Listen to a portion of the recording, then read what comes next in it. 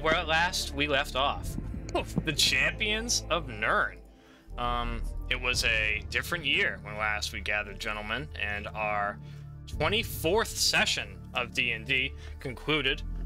It's been a long journey already.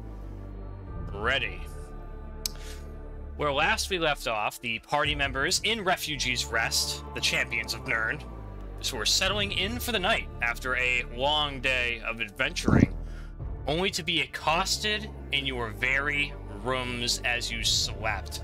You all awoke in the night during a terrible storm at about the stroke of midnight to find small dragon humanoids, just a foot or so tinier than your average goblin, that were accosting you, and were now on the run. You all stoically rose from your slumbers and did the best that you could to thwart off these enemies, seemingly going for your coin purses and items, as you later discovered. Just as the tide of battle seemed rather poor in the tavern hallway, there was a incredible flash of light, and the situation seemed to have turned for the better. Unsure if that was some kind of magic effect or what have you. The party had little time to investigate it, as you all pushed downstairs to find that Arvel and Silvergill's other patrons and the owner of the tavern were under attack by these small dragon men. You all sprung into action, quickly dispatching all of these small dragon folks and recovering your coin purses, respectively, much to your pleasure.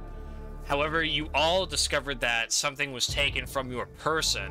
Rather luckily, except for you, Master Binbag. It seems like your inventory was the only one that was not lightened, as Ulzgud's wooden egg, Mandion Gelden's potion of hill giant strength, Woken's wood axe, and Clagone Brolin's holy symbol were all snatched from the party during the night. You guys had a brief encounter with Logan and some other village folk in the exterior outside world, in which you rescued one of their children, who was being captured by one of the, seemingly snatched by one of these small dragon creatures. After a brief, less than friendly encounter with some of the village folk, you've eventually returned the child, and made your way toward Miss Grimwald's, the Log Lady's home, where you believe there to be access to the small dragon men nest. It was then unveiled that Clagone Brolin had somewhat of a familiarity with these creatures, calling them kobolds, and explaining that they are of a small, devious sort, and rather crafty creatures indeed. It was on the way to the Log Lady's home that you guys ran across Syphax and Logan. Syphax of whom was missing for quite some time, and his whereabouts were unknown. They both were extremely wounded, looking like they got into some type of confrontation with a third party, which was, I'm not sure, unveiled. Potentially it was. But regardless, Waldwin, you kind of nursed some of their wounds and sent them on their way. And it was then that you all entered into the Log Lady's home. You found it all ravaged, pretty much beyond repair, in a total state of fucking ill repair. You're just looking like someone just ravaged it. No Log Lady to be seen.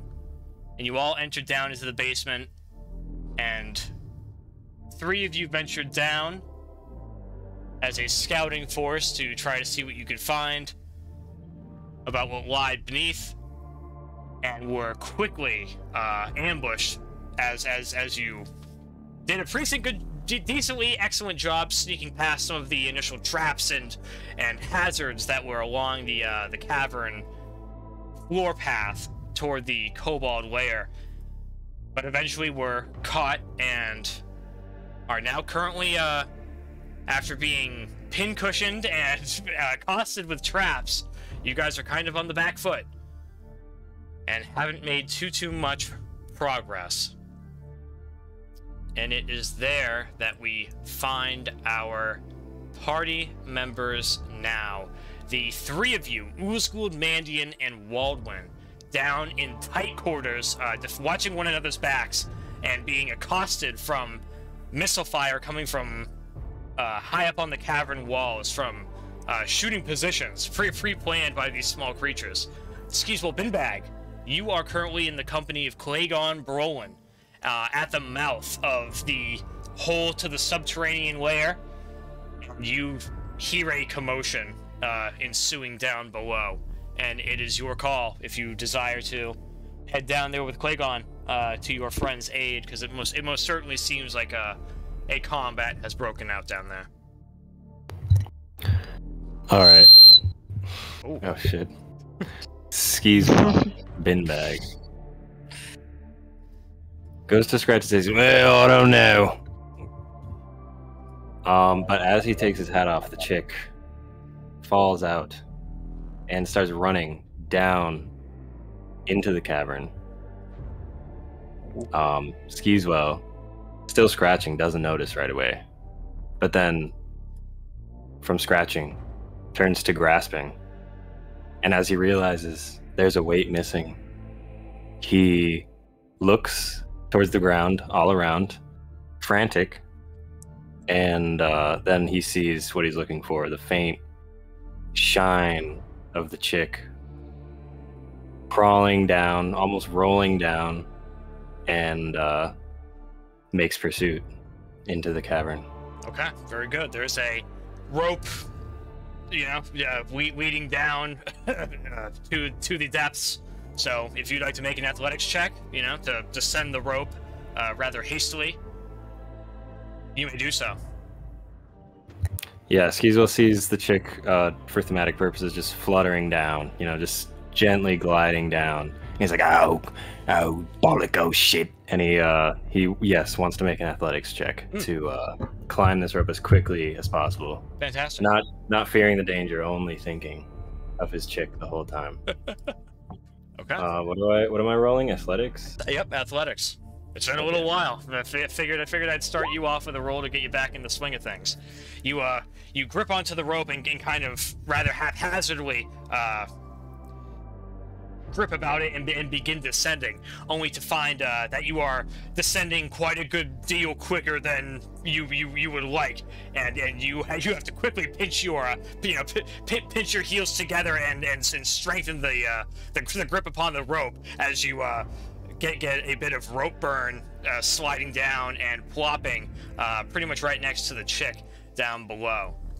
And Clagone will follow suit as well once you have cleared the area. You find yourself down here with a pretty much total absence of light. The only real light you can make out, Skeezewell, Binbag, if any, is the I was gonna say maybe the faint glow of your party member's torch up ahead, but it is invisible even to you due to the current depth that they are within this area. So you are just down here in darkness with a small bit of light pouring in from the basement above you, which is little at all. So most certainly a light implement could be utilized here. All right. First things first, though. So as Skeezewell plummets down the rope, his hands smoking, burning from the speed. Ow! Ow! Ow! Ow! He's hopping along on the ground. He's in the dark. He's trying to wave his hands around, and he sees he went down so fast that the chick is slowly fluttering, and he catches it, puts it back in his hat. Just want to make that clear. That happened. Excellent. And then the first thing Skeezewell does is uses prestidigitation to light a torch like a wizard would. Oh, very good. So I'm doing that. Hold on, let me look in there. And you may deduct one torch from your person. And you find yourself now with Clagone, who makes his way down alongside you and plopping to your back, his sword and shield drawn and ready. You can hear a bit of like the roaring of Ulzgud Bone-Breaker. You heard something about maybe an egg. You perhaps like a minute or two ago, and you could have sworn it was Ulzgud yelling about it. So you're pretty assured that your party members are somewhere up ahead of you. I will go ahead and add a torch to your person. Okay. Do you head toward the commotion, Master Binbag? Okay, not at first. Skeezewell's lighting the torch. He's checking the chick. He says, "Oh shit!" He realizes he's underground. He looks at the rope, very longingly, but then he hears the commotion, and he can make out Ulzgud's distinct growling, and yes, a sense of compatriotism comes over Skeezewell, and without a word, he, torch in hand, strides towards the sound. Huh. Very good. Excellent. It is at this time, gentlemen, Mandion Gelden, with your leg still caught in the mouth of a bear trap, and Ulzgud and Waldwin, you guys are pretty much standing upon the net around the light source which Waldwin cast. That is where we will push to you our visual to now. You gentlemen are in a bit of a rough spot, and at the top of this current turn order of combat, Ulzgud Bone-Breaker, I'd like a perception check out of you, please. Because perhaps your perception is the finest. Mandion Gelden, there seems to be a small lull in this combat here, and you may have an opportunity to try to get this bear trap off your leg with an athletics check if you desire to try. I will definitely try to yank this thing off my leg. Ulzgud, with a 12, I would say you're just able to make out the either the glow of other light coming your way, or very well the noise of Skeezewell, Binbag, and company coming to your rear. And just popping into line of sight. stumbling about on a few of the noise traps and etc., which pose little threats. Skeezewell, you notice the already triggered bear traps and etc., and presume the area to be quite clear, rightfully so. And find yourself on the other side of a small wooden palisade from your compatriots. The surrounding area here, the walls go out above about 25 feet up or so, and you have about 15 feet or so of these little hallways and clearances. The ceiling is probably about 30, about 25, 30 feet or up, 30 feet up or so. And every now and then you see one of these little wooden platforms up along the top of the cavern wall, which look, very suspicious to you. And indeed, just above your compatriot's head, you see one of these platforms that has one of these small dragon folk that are very eagerly looking down on your compatriots. And you also notice, Master Binbag, lastly, that Ulzgud Bone-Breaker is riddled with arrows. He's got at least 4 or 5, at least a good 3 sticking out of his back, and a good 1 or 2 in his side, at least a piece. He's not looking too terrible, but he's definitely wounded, no doubt. And with that, with the coming of Skeezewell, Binbag, and the commotion, the creatures all begin hiding and disappearing out of sight. A few seconds go by, and there is no arrow fire to be heard or seen. What are we up to, boys? Mandion Gelden, you still find yourself succumbed to the bear trap in question, unfortunately. Excellent, I love it. Ulzgud would like to go assist Mandion Gelden in getting out of this trap. Okay, fantastic. You can go. Yeah, yep. You can go up to him and make an athletics check as well. Help! But yeah, it's much easier for you, Ulzgud, to bend down and get both hands on the proper leverage, and yank it up enough, and you instruct Mandion Gelden when to lift his leg out, and it's easily done, and you retract your fingers away as the trap slams shut. Mandion Gelden, you are no longer restrained at this time, you are looking, you know, you're looking good. Excellent. The trap is no longer a. Oh, let me get rid of it. It's no longer a threat to you. Mandion Gelden throws the trap into the pit. Very good, very good. And it's at this time, with the sound of the thunking trap hitting the ground, Mandion, you probably noticed Skeezewell Binbag just over yonder of Waldwin, and you hear a voice calling out into the darkness.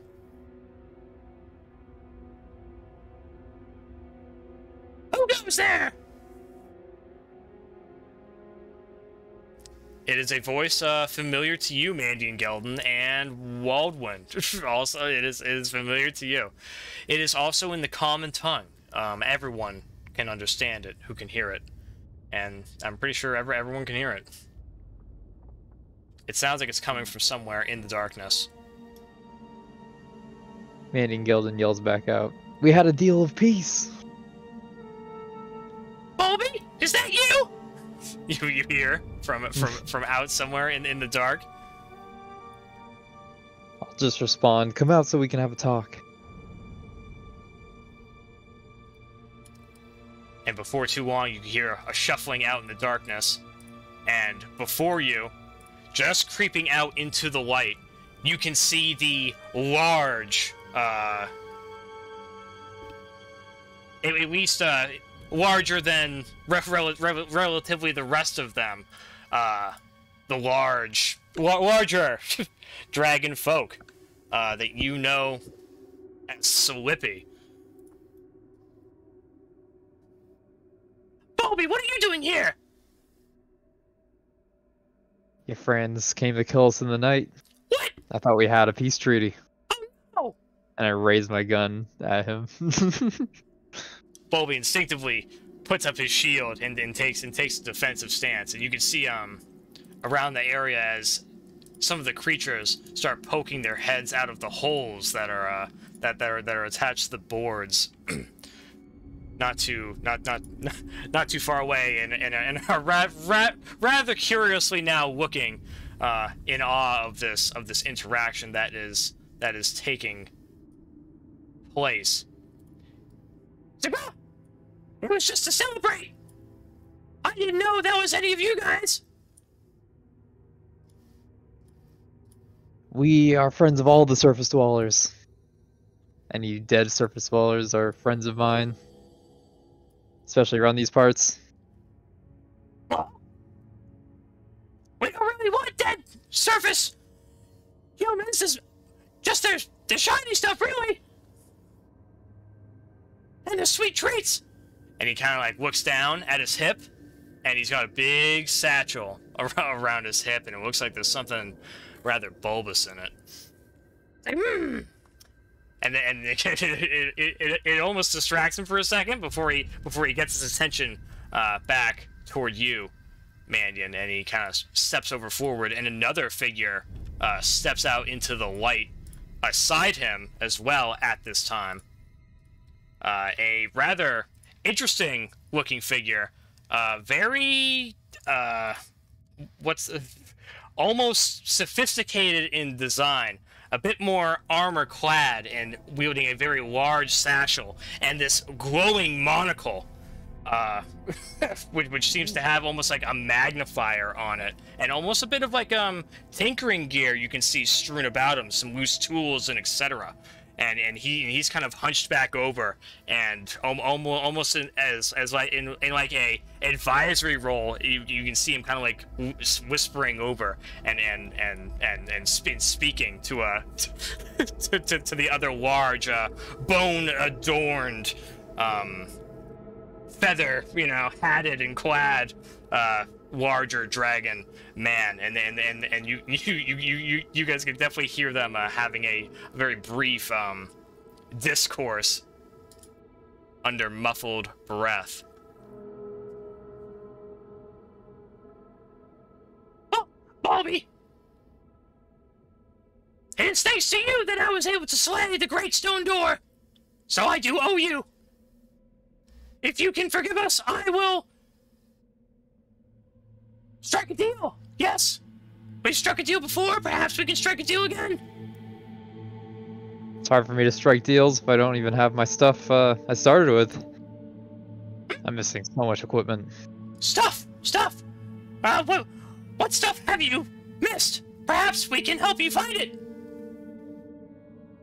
Well, I don't know about all of my companions here, but I'm at least missing an axe and some potions.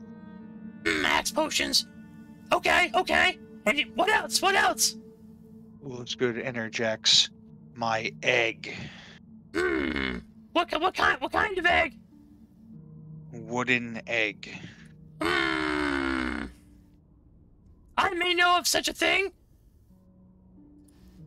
What else? The holy symbol of Julianos. Oh. and he looks over and pretty much on dangling from the snout of the other one with the monocle, you can see the the holy symbol of Julianos. He's like, oh, you mean the jewelry? Oh, yes, of course.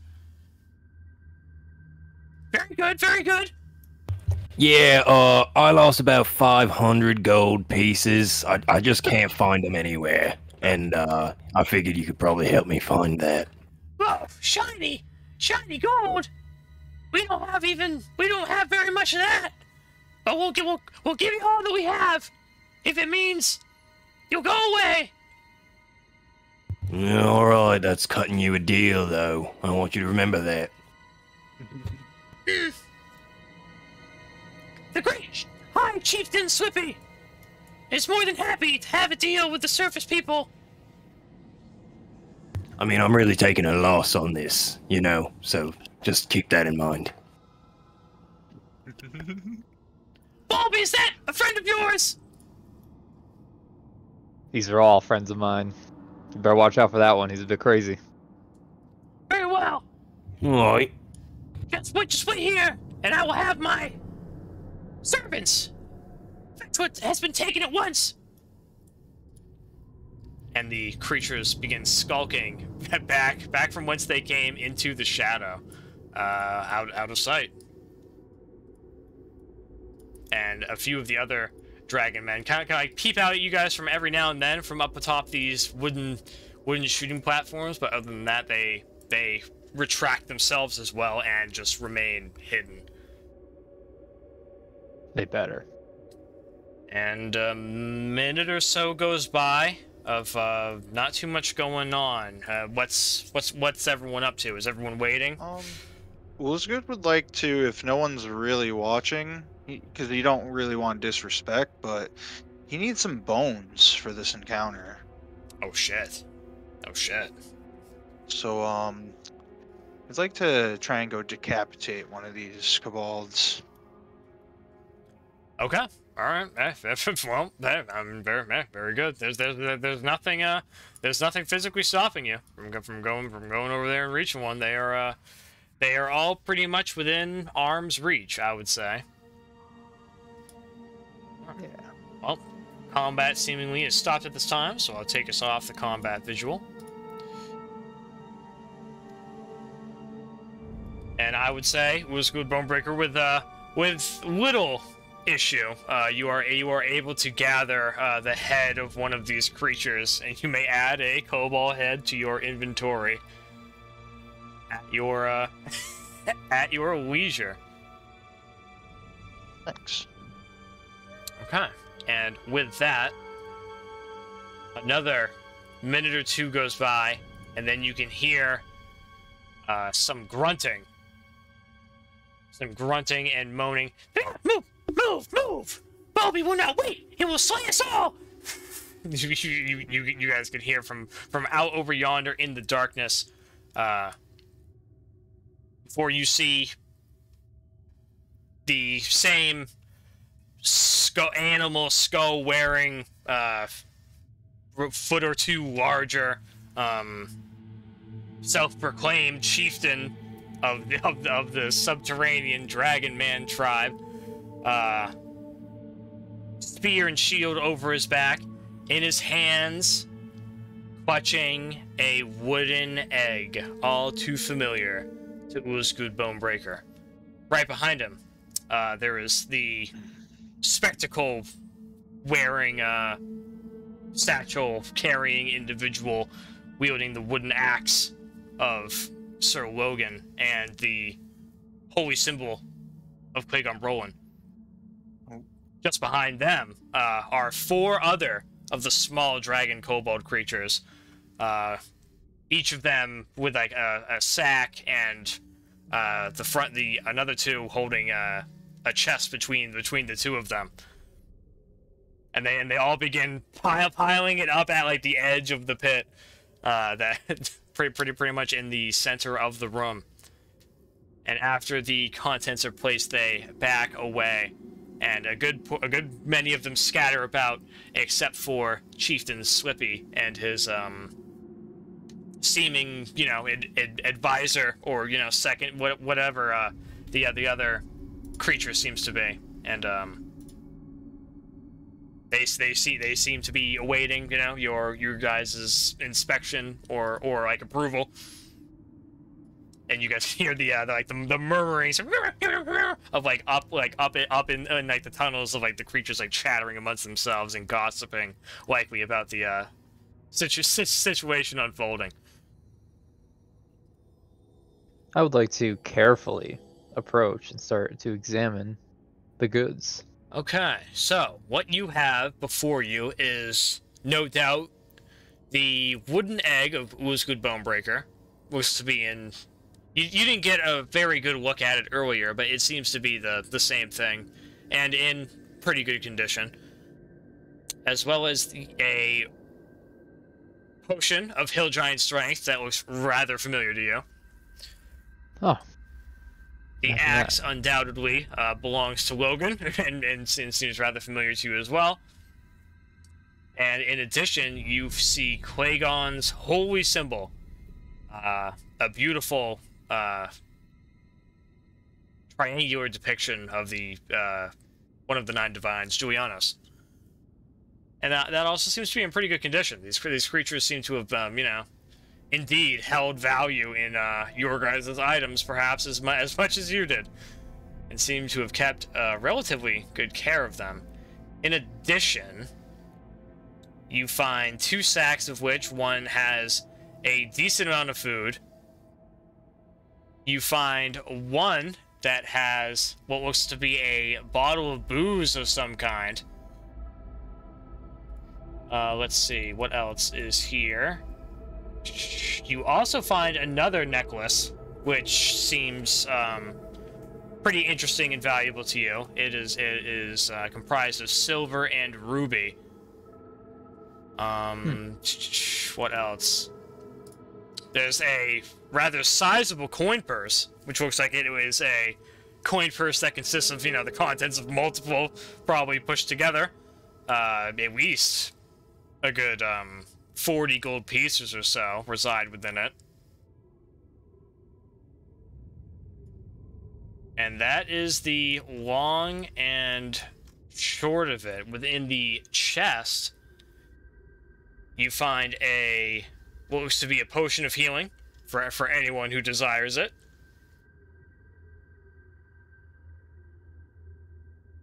If not, then just going to you, Mandion, Gelden, Lamau, if you're not giving it to anyone else. I'll grab a regular potion of healing. Yep, plain Jane. I'll add it to my list, why not? Looks like it's in decent condition. Are you pleased, Bobby?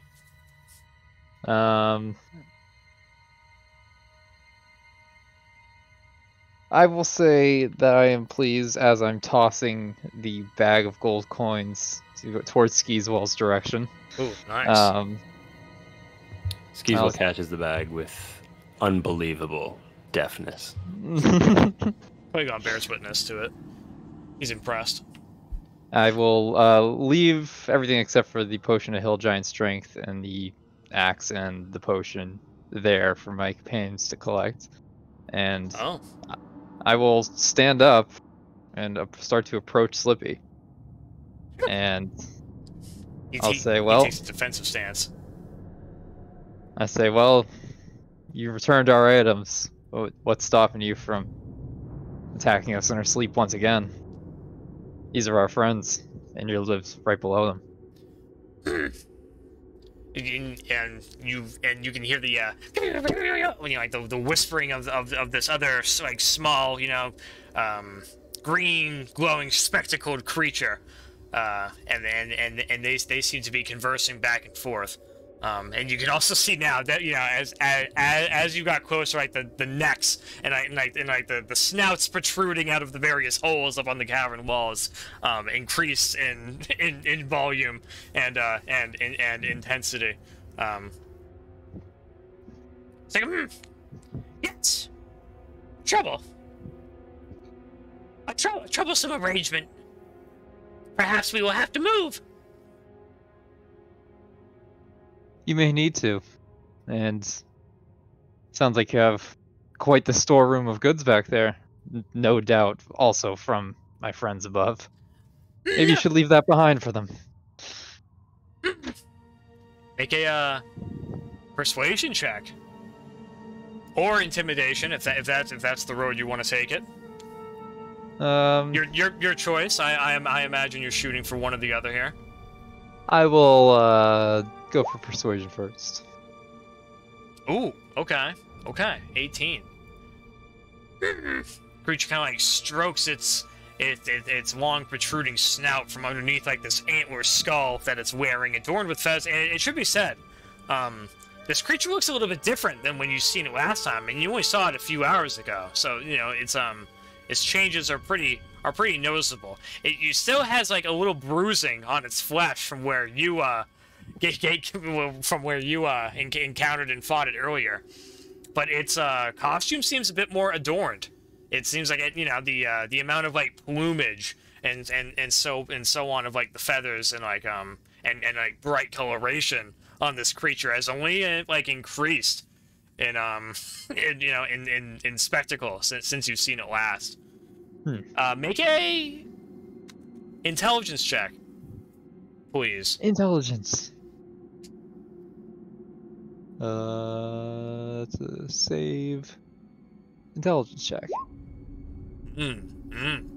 Yeah, yep. You fucking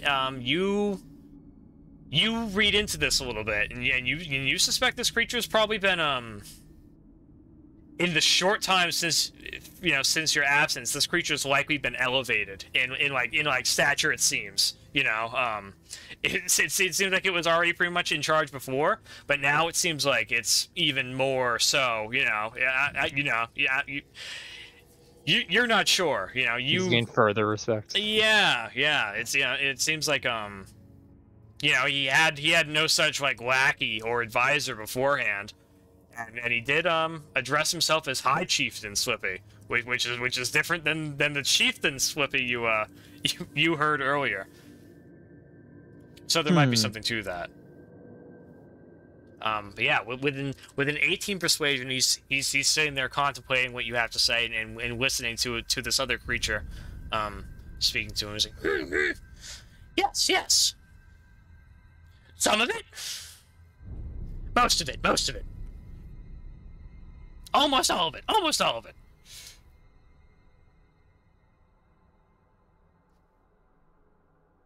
Well, we will take you should leave it behind. But other than that, the rest will be left behind.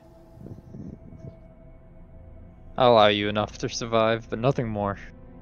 Very good, Bulby. It is said you slayed many in the raiding party. Oh, I hope it was all of them. Had I known it was you, I would not have sent them. I sure hope so, and I do believe I'll never see you around Refugees Rest again.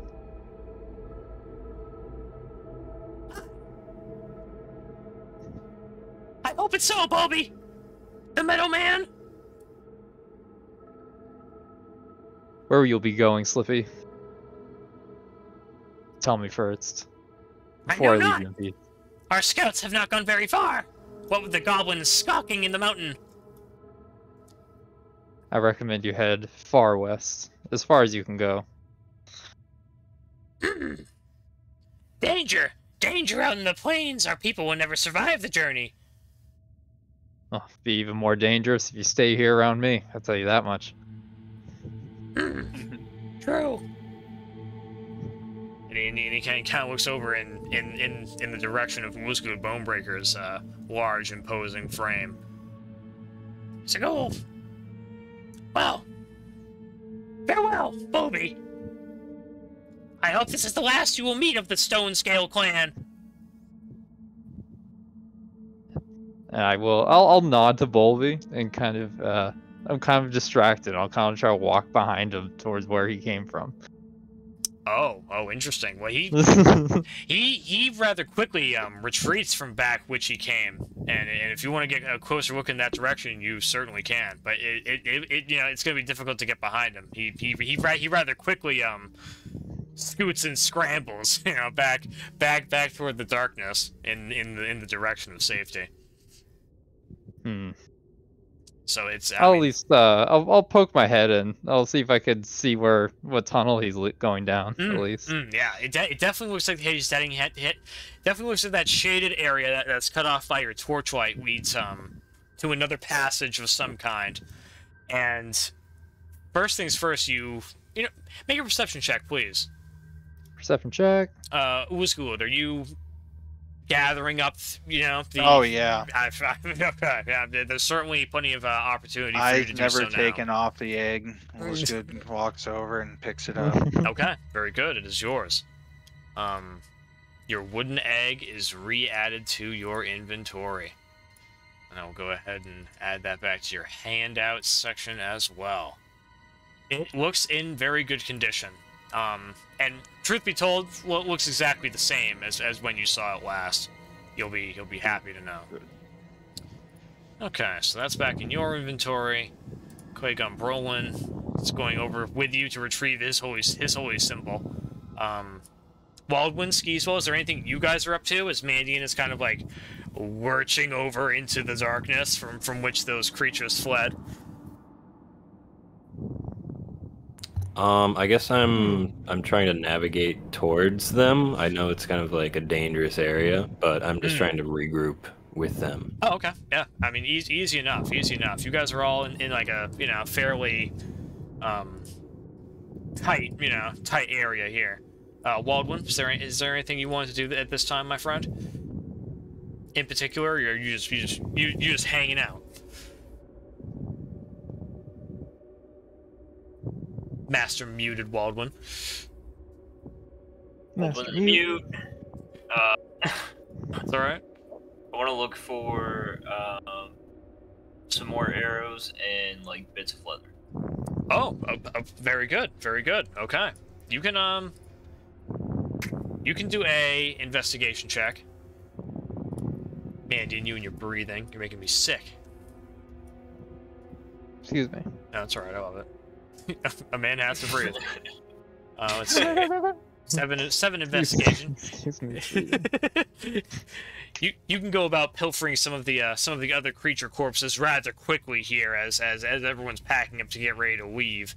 Trying to do so subtly enough to not agitate anything in the surrounding environment. Master Gelden, you are pushing over into the darkness, and with an 18 perception check, you can definitely see that darkness leads into another entryway of some kind ahead of you there, and there is a large stack of barrels, pretty much that you would find down in the cellar in like a winery, very very like large wine-esque barrels that are stacked up, almost like blockading off the hallway. And very likely the creatures climbed and scrambled beyond him, and and it leads deeper into whatever this place is. Well, I want to at least check out what are in these barrels, but I'm not going to pursue them. Okay, all right. You get a little bit closer, pushing into the darkness now. You notice a bear trap just to your left, anchored to the wall, resting on this side of the this barrel wall here. which you are safely out of the reach of. And you can make an investigation check to try to determine the content of these barrels. They're looking they're looking pretty uniform, and the tops are facing you as opposed to the sides. You take a pretty decent look at them. Hard to tell what's in them. You don't think it's any of the barrels that you are looking for in particular. Well, shit. Okay. Not that it's the easiest to see in these conditions. Yeah, it's not the best. I don't really want to waste a torch, though. There is that one on the ground. Is it the one near me, or is the one that backward towards where I was? Back toward where you were. I guess I'll go pick it up and use it. Ooh, Clagone. All right. Clagone will pass it to you. Ooh. Oh, Mandion. He passes you this pretty much this fading torch now at this time, and you now have the torch. I will just like that approach the barrels with the torch and see what's up. All right, you can well, I mean, with your torch, you know, they just look like unmarked barrels to you in pretty decent condition. Trying to jostle them around, it's difficult because, you know, the ones on the bottom are all weighed in place by the ones on the top.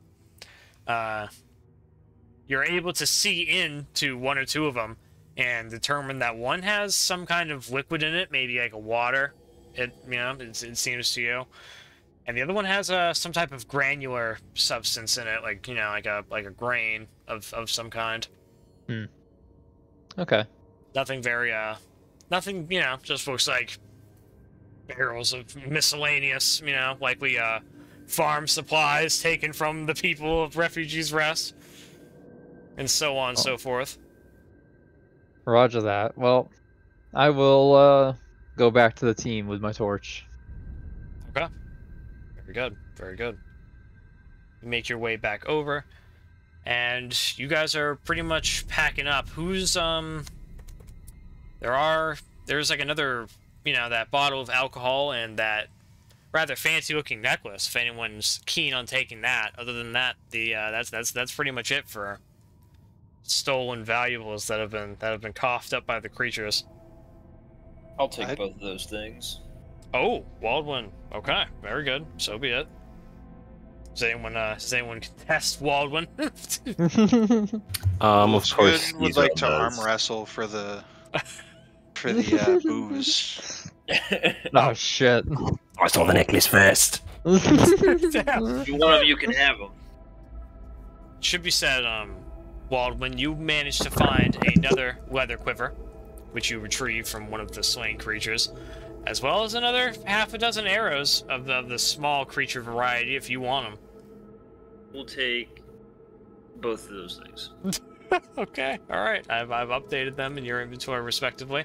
Yeah, nice necklace, bottle of alcohol. Who's on what? I don't have to have it, but I would like the booze. Okay. Waldwin Interesting. will let whoever wants the items to take them. Oh, okay. All right. Waldwin's sniffing about, thinking perhaps you you might be able to get a little bang for your buck on this journey after all. Quickly, the necklace is snatched away by that of Skeezewell Binbag, and Greedily. this bottle of alcohol is taken by Ulzgud Bone-Breaker. Do you guys investigate the respective items, or are we snatching and bailing? I'll investigate it real quick, check out what it is. Okay. It looks like you read the faded label, and it looks like it says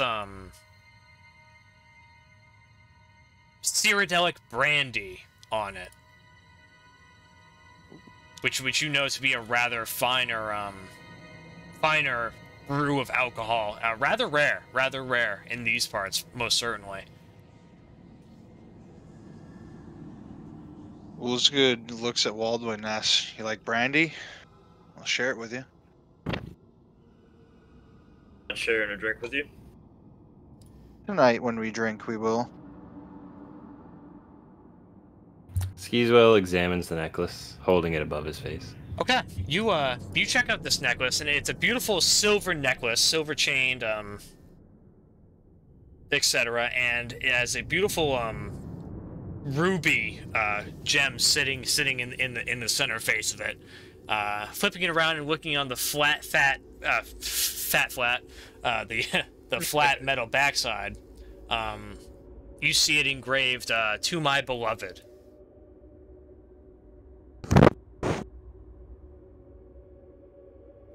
Skeezewell sees shiny and puts it in his pocket, or his bag. Actually, he puts it in the bag with the gold and ties it, or whatever.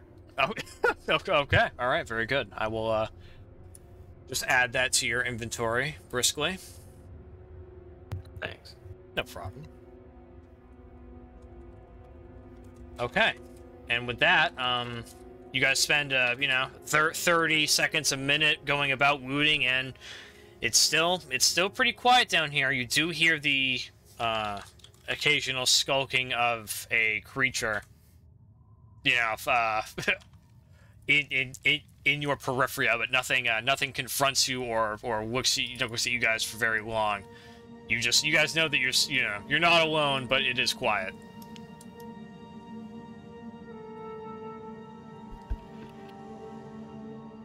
Oh, there was also the matter of Mandion left that potion of hill giant strength for someone to pick up. Whoever wants that. I picked that back up. Oh, okay. Oh, excuse me. Pardon me. I also picked up the healing potion and Logan's axe. Oh, very good. Excuse me. It's all good. Excuse me. All right. In that case, then,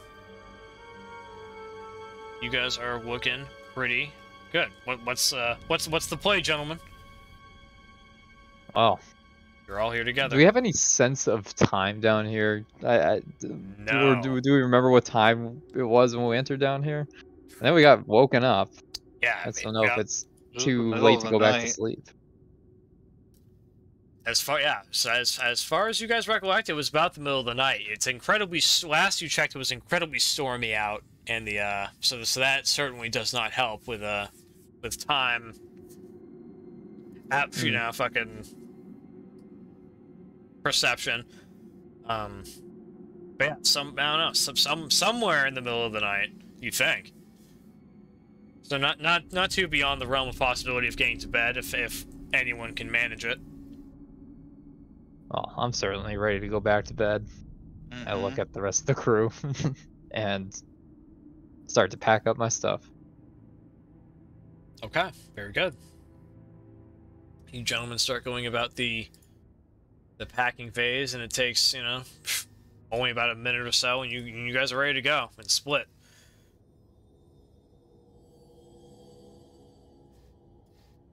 All right, lads. I love a good bit of gold, but can we get out of this hole?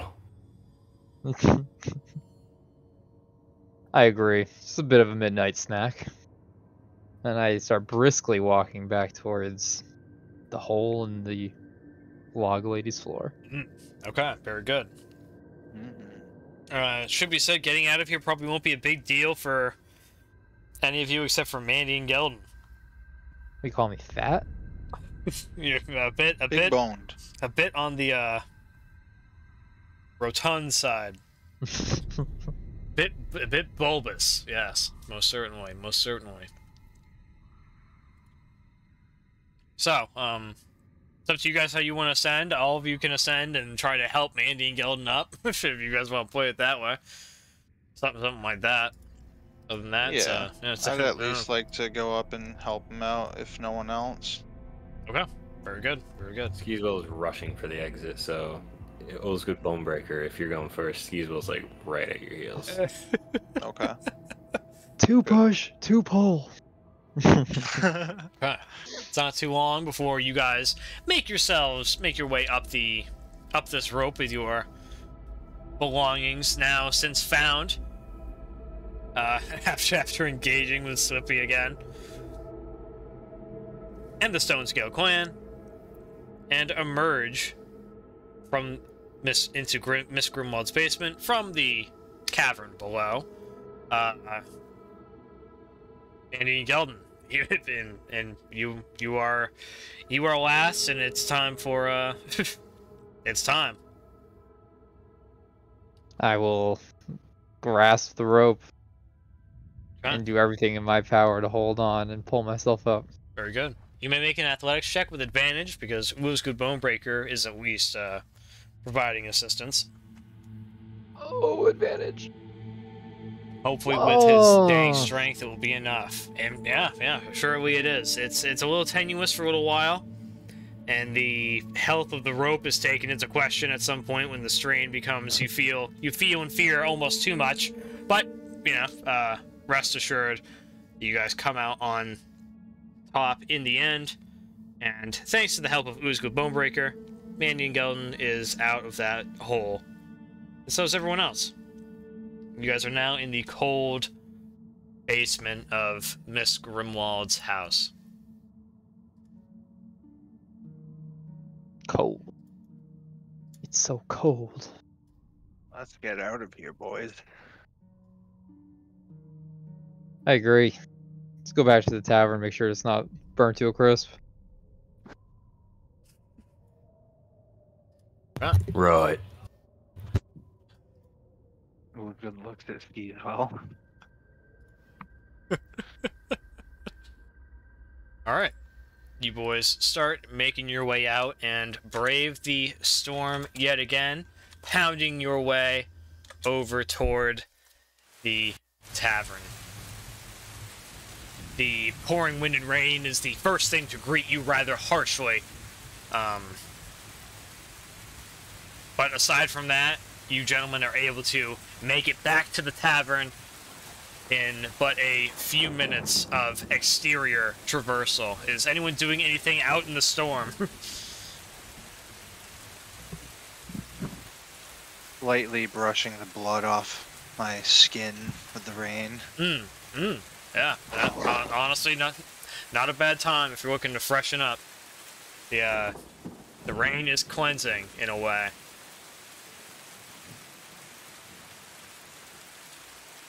Alright. I try to rush my way back to the tavern so my suit doesn't get rusted. Okay, very good. It is not long before you all find yourselves within the comfortable interior of Arvel the Swift's tavern once again. You can, on your way in, you guys definitely take note of the, dragon corpses that are being piled outside by Silvergills, who seems to be taking care of the majority of the mess left from the upstairs and first floor. And he gives you gives you all little recognition as you all re-enter.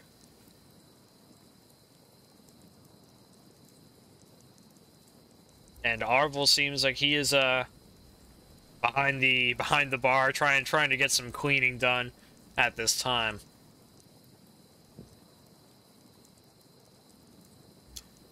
Oh, hello lads. Good to see you all. I nod to Arvel. And I will mention to him that of the lizard people that have been taking our stuff and raiding the town. And I'll inform him that there maybe even lost stuff that he was looking for. Oh, but you don't say. Did you find my bottle of booze down there? Oh, bottle of blues. You know, I might have seen something like that down there. I kind of look towards my companions. My Cyrodiilic brandy? Did any of you lads find it? Ulzgud pipes up. Damn. What if one of us did? Oh, well, I'd be mighty thankful. Would you perhaps share it? Are we talking about the necklace right now? Sure I would. No. Ulzgud puts the brandy on the table and says, "Get a glass for me and Waldwin." Oh, too kind, my lads, too kind. It was down there with the dragon folk, then, I take it. Yep. Boy, Shinji, those rats. I owe you, lads. And he goes about and cracks open this beautiful bottle of Cyrodiilic brandy, which appeared to be unopened, and gladly shares it with everyone, if everyone would like one, but Ulzgud and Waldwin primarily. Skeezewell throws a gold piece on the counter for sport and accepts this booze offer. Okay, very good, very good. Anyone who wants one may certainly have one. It seems. Waldwin will partake. Excellent. Mandion Gelden is going to tell him that there may be more down there for him to collect, but for now he needs to get out of his suit. And he's gonna make his way back up to his room to exit his suit. Cool. Well, thanks, Mandion. Are they still down there, or what's up with that? I told him to get packing. I should be headed west, but I can't guarantee it. I can say I scared the living daylights out of them, though. Oh, well, better than nothing, that's for sure. Cheers, lads. And he goes about pouring a drink for you all, and you all clack your glasses together and pour back this rather fine brown liquid. Mandion, you start trudging up the stairs toward your respective rooms, finding every now and then the small arrowhead of one of the small projectiles that was fired, and a scuff mark and a dig mark and copious amounts of blood staining. Pretty much everywhere. There is a slight odor, most certainly, that will only get more foul as time goes on, and is hopefully in the process of being cleaned. You you head to your room and doff your armor and try to get as comfortable as you can and try to get back to sleep, I assume. That is the plan. Okay, well, in about a few minutes, you will be off to a slumber then, it sounds to me. Yes. Wait, who's got something dirty? I can clean things. The whole place. Yeah, the entire building.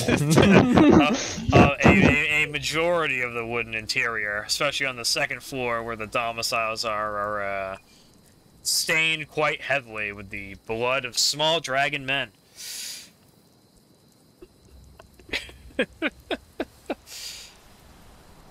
But other than that, it's looking pretty good in here.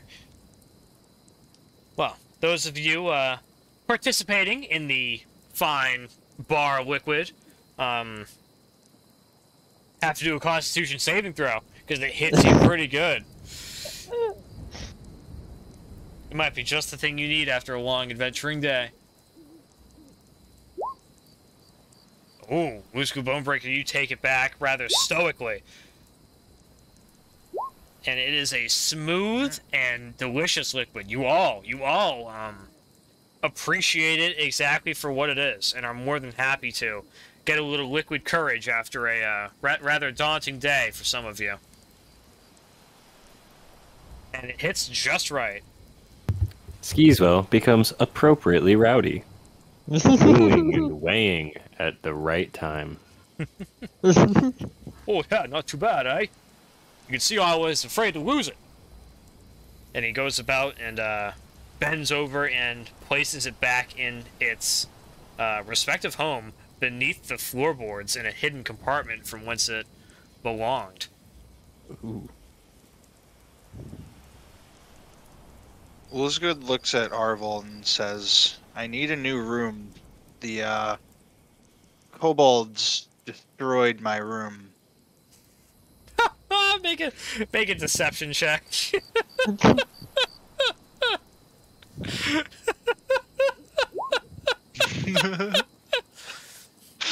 like, oh shit. Well, that's a shame, lad. I'm sorry. I only had the 4.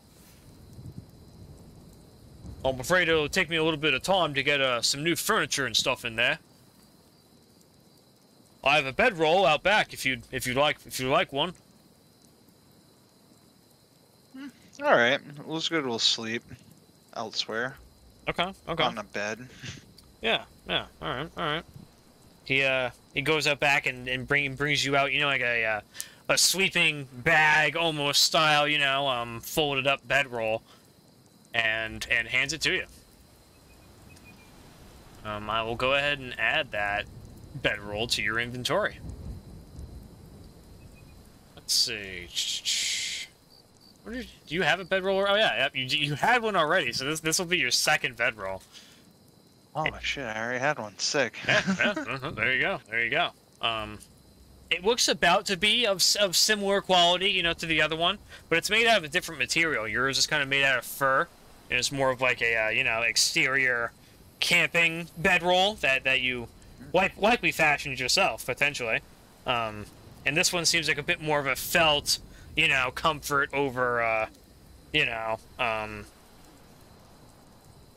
survivability. You know, definitely more of a interior styled bedroll. I'll take it. Two's better than one. All right, and with that, Arvel kinds of bids you guys adieu as well, and returns back to his cleaning, of which he is furiously scrubbing. You can tell he's definitely self-conscious about the state that his establishment is in currently. He's moved out of town. He's having a hard time. Yeah. Well, and that may very well be the way it's leaning. If I may interject at this point, just as a sort of aside almost, did some research. So looks like about 1,000 gold is average for like a quarter's renovation or something in terms of money. So like, I just wanted to give you guys like an update on like my progress towards the loan scam. I've got 47 right now, so that's no longer possible. I thought, you know, just wing it, but yeah. So there's actually some set values on this stuff. So have you? Speaking of gold, Skeezewell Binbag, do you know how much gold you have with Mandion Gelden? That I was kind of just pooling it. Okay. Also, I received that bag of gold. Did you put that into my gold reservoir? Or is that still an uncounted bag? No, I did not. There's 46 gold pieces in that bag, which you may add to your gold reservoir at this time. Okay, so I've done that now. Excellent. Yeah, not a big deal, but just something, you know, just something you probably want to keep track of. Yes. For when the time comes. And also, I'm sure Mandy would like to know, so he knows how much weight he's lugging around in his bag of holding. It is true. Just something for the I future. do need to add it. Not a big deal. That'd be good. You guys can sort that out, you know, whenever. That being said, Mandy Gelden, you are resting down now and are getting your way to bed. Everyone else, what's up? We're all heading back off to sleep. Yeah. Okay. Well, Ulzgud would like to go into his old broken room and just clear out some space from all the rubble and lay down his bedrolls. Yeah. You know, it's not too bad, truth be told. You're used to far worse, so you can still make do with whatever bedding was there. It's just the you know, pretty much just your bed frame that was ravaged, and you can just lay your bedroll on top of it and get a decent you know, assortment ready for the night. Let's see. Waldwin, I assume you're also off to bed. Yep. Okay. As soon very as good. I can. All right. I want to for as long as I can. Okay. All right. Very good. Well, with that then, gentlemen, bid you all. Hold on. I want some flavor text. Would you say, is there a bedspread or is it just like hay? I would say there's a bedspread. There's a bedspread. It's not very, you know, it's not very much at all, of course, right, you know. Like a light blanket. Yeah, right, you know, and some type of, you know, cushioning within it, like we feathers to some degree. All right, Skeezewell. All right, tell me if this is just like not. I mean, I'm just doing it for flavor. Skeezewell Cat's prestidigitation. He looks at the bedspread. He's like, eh. So he uses prestidigitation to instantaneously clean an object no larger than 1 cubic foot. Is that applicable here? I just want to clean the bedspread. I guess so. Yeah. Magic. And you could probably cast it a few times to get the job done thoroughly and evenly throughout the whole thing. So it works. It works. Skeezewell's arcane magics form a circle of spinning energy. Skeezewell opens a non-existent door and puts the blanket inside, and as it tosses and tumbles in the magical cyclone, it becomes clean almost instantly. And then he pulls it out, and yeah, it's clean. So he's like so comfy right now. That's it, and I'm going to bed. Clagone, you share a room with Clagone because you guys have the one room with the two beds. So Skeezewell does not clean Clagone's blanket. he sits there with like the covers like pulled up to his chin with like a dagger clutched in one hand, with like his boots kind of resting just over like the head of his bed, just on the ground. It's like, oh, Skeezewell, that's mighty neat and everything. Hopefully you can use some of that magic to keep us from being molested in the night.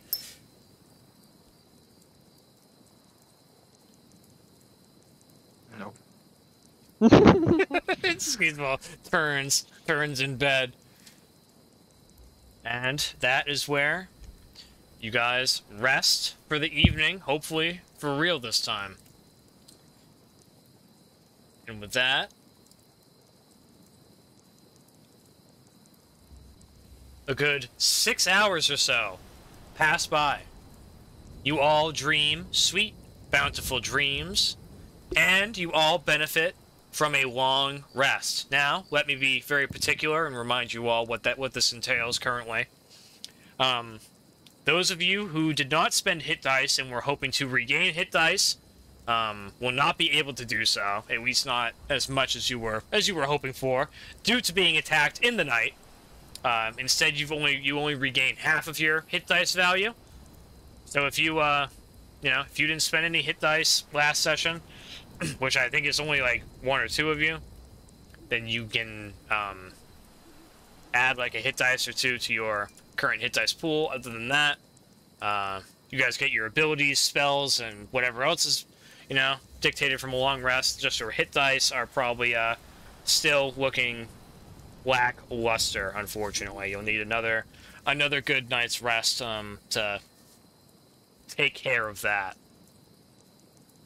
Oh, it should also be said, if anyone wants to use any hit dice during this interval to try to get some health back now and expend some hit dice from your health pool, now is certainly the time. You guys can use as many of those as you want during these 6 hours of your slumber. Well, depends what the situation is with me. I'm only missing 1 hit die. So if I get the hit die back, then I won't use any hit die. But if I don't get the hit die back, then I might use some hit die. I would say you don't get your 1 back. Okay. Do I get my spells back? Yes, yep. Okay. Everything else that you get from a long rest, class related, you get back, just not your hit dice. Gotcha. Due to being attacked in the night. Gotcha. Other than that, though, yep, you can look back to your spells, rages, wild shapes, any other once-a-day abilities or whatever that you used. Double check all that shit, gentlemen. It's been a little while. And sorcery points. Yep, exactly. All that comes back. I'm pretty sure. What's the deal with the hit die? Like, if I use too many next long rest, will I get them back? Or no? You can use as many as you want right now, and so long as you don't get attacked tomorrow night, you should get them all back. Okay. Yeah, so it's it's your call. It's solely your call to that degree. Oh, not too bad. Damn, 2 3s on the hit dice, huh? Shit. And 1 12. Well, that's how it goes sometimes. I'll take it. Yeah, that's how it goes. I gave myself everything back. I'll use a hit die. And a little time. You might as well. Honestly, I see little reason to not at this point. I did it. Due to being already attacked in the night, the whole save them for later or whatever. Fucking try to get them all back. I already did it. Kind of mute tonight. That's the wrong music. Anyway, yeah, whoever's ready to rise in the morning, you guys awaken to the sounds of chirping birds, a bit of sunshine pouring in through the one window of Mandion Gelden's tavern room. Everyone else has no windows now. But the sounds of the howling storm have ceased, and you gentlemen have peace and quiet greeting you this morning, it seems. And this smell of sweet cooking bacon and eggs coming from downstairs.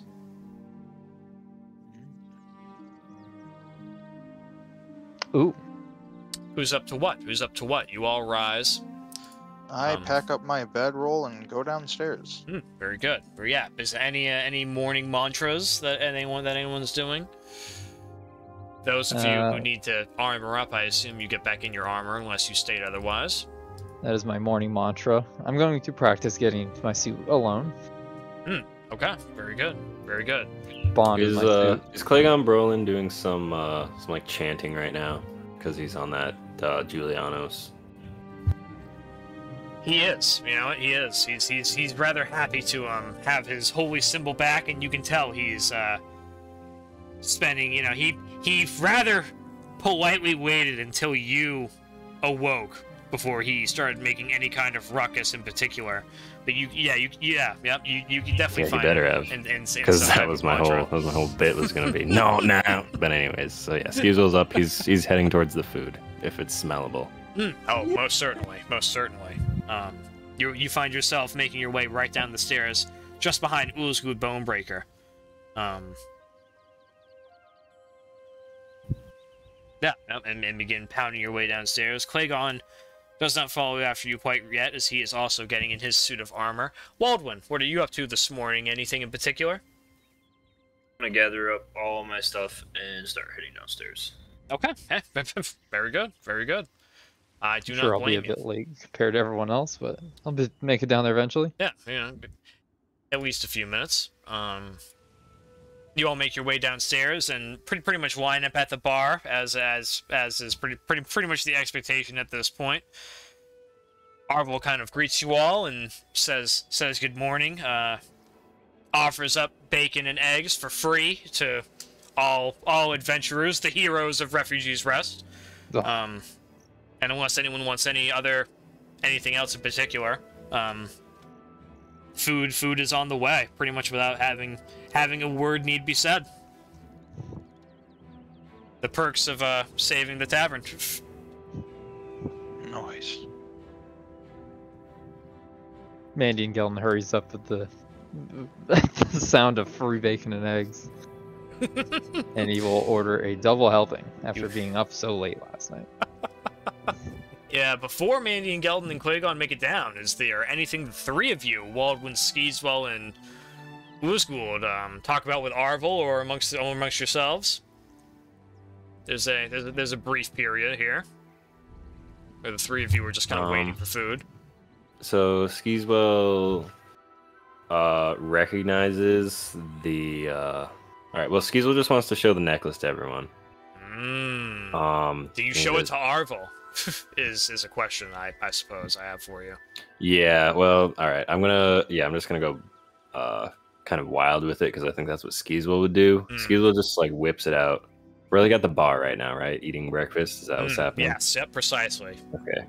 So yeah, Skeezewell just kind of like he reaches into his pouch and he just whips it out and he says something to the effect of hold on, I just kind of have to like think of what would Skeezewell say. Hey, look at this bit on Nick downstairs.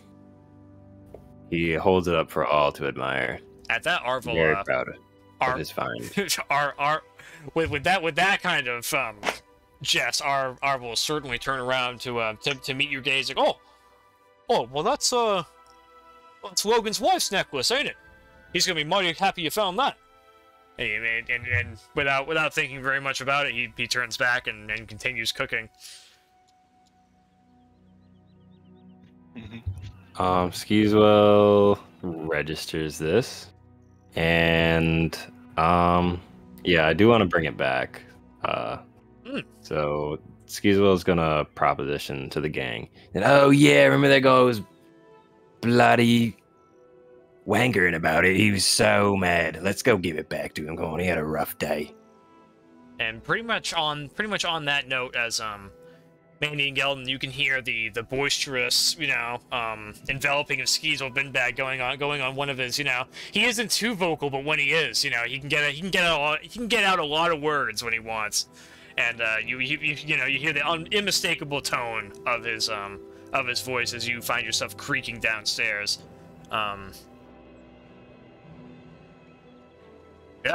And see him holding a necklace that you in this light may very well recognize. And you come up to the bar as well. Very good. With Clagone. Very good. Hey, Arvel, you got one more plate for me? And I grab a stool. Oh, why? Of course. Just but a moment. And it is not too long, but 2 or 3 minutes later, that you are all graced with a rather large helpings of bacon and eggs, respectively. Flat, sunny side up eggs, and beautiful, thick,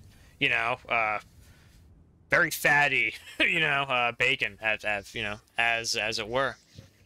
And it is scrumptious. Mandion and Gelden, if you want extra, you'll have to pay. Shit. It seems. It seems like your plate was only just as good as everyone else's. I will place down a gold piece and ask for an extra serving. Oh, but of course. And it takes Arvel, you can obviously tell he has to make it, but a few minutes pass by, and your second serving will be on the way. While you guys are chowing down, enjoying your meal of the day, the current date being the... Let's see. Well, I guess you guys don't necessarily know. You could ask Arvel what day it is. Maybe he might know. But definitely getting Arvel, around... what day is it? Oh, Why, I think it's the... Turdos, the 12th of last seed, if I'm not mistaken. Just like that. It is the 12th. A Turdos. Not bad. And with that, you gentlemen are making through your meals. I imagine you're all rather pleased. It's a high quality meal. For how simple it is, it's hard to get wrong, but it is hearty and filling. Yeah, that being said, any more conversing amongst yourselves? Skeezewell Binbag has brought up this interesting bit about this amulet, potentially. This necklace. The whole gang is here, correct? Yes, everyone's present. Okay. Good to know.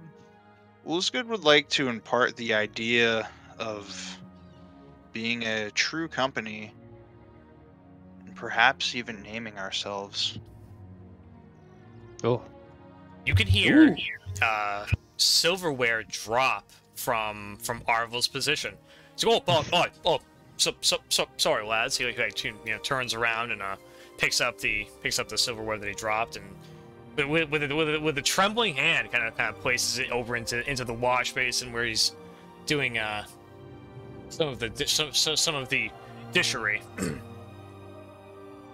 So, if I may say, lads, I think that's a fine idea myself. Duh. I know no one asked me, necessarily, but I know that if Beric Dondarrion were alive to see you lads, he'd be, mighty pleased. I'm glad you've been pleased with us as well, Arvel. I think that's a great idea, Ulzgud. This could be the start of a great company. With that, Arvel nods and kind of returns back to his returns back to his business, but for some reason feeling the sentimental need to interject. Perhaps that, the idea of that struck a chord with him in particular. Ulzgud would like to present the thought of the name of the Purple Bones. Ugh. Purple all Bones. right, hear me out. The Binbags. Do you love it? Wait. What about the Crimson Tunnel Snakes? All food for thought and all things considered. I do like the tunnel snakes. A legend has been born today. You guys will have some thinking to do. That's most certainly as a very interesting. It seems like that the notion that Ulzgud put forth has struck chord with all party members. Well, we'll have to think on it. For now, we'll be the purple Binbag bones of the Crimson Tunnels. Fair enough. Oh, I like Crimson Bone. Can we go for Crimson Bone? Ulzgud smiles and agrees.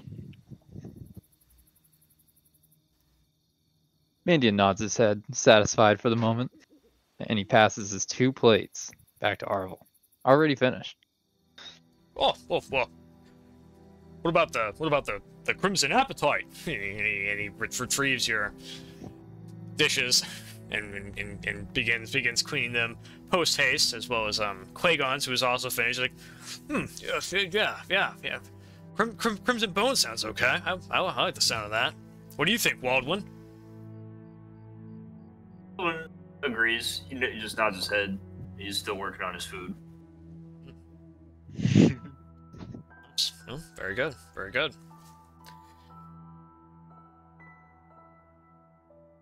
As it is now, the Crimson Bones are formed in the Tavern of Refugees Rest, an adventuring band that will hopefully surpass the great heroes of legend. Yeah. And it's with this that Master Ulzgud and Master Binbag, after another minute or two of eating and contemplating your next moves amongst yourselves, your plates are finished.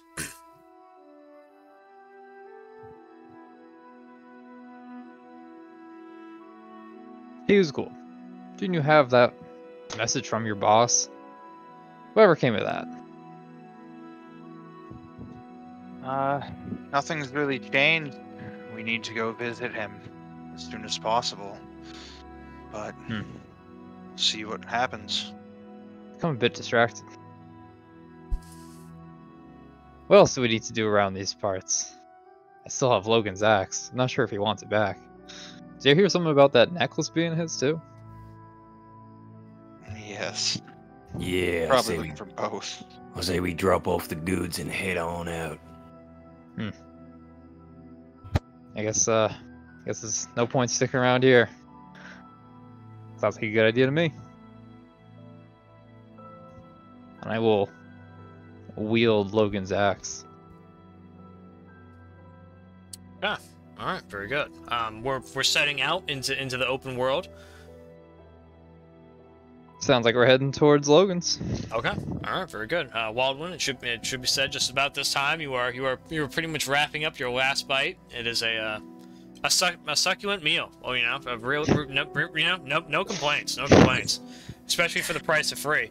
For those of you that didn't need any extra. Looking I good. just want to thank Arvel, and I will let everybody know that I'll meet them at Logan's. I'm gonna go check my trap that I put out before we got woken up. Oh, okay. Nice. It is pretty close in that direction, if I'm not mistaken. So it is pretty much on the way, or at least in that area. Yeah. Okay. Very good. Let's see. Yeah, you guys make your way out into the streets of Refugees Rest and are greeted once again with the desolate, really ramshackle sight that is this poor downtrodden town. Once a pleasant hamlet, Ulzgud Bone-Breaker, you remember, now a ravaged ruin of its former self.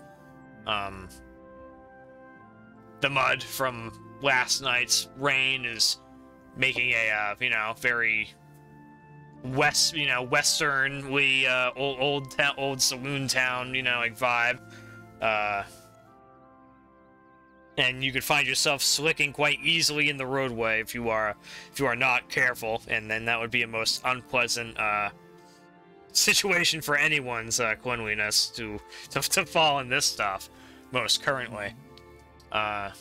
You gentlemen make your way out and about. The sun, it should be said, shining quite pleasantly today, it seems. The storm passing by rather furiously and quickly the previous night.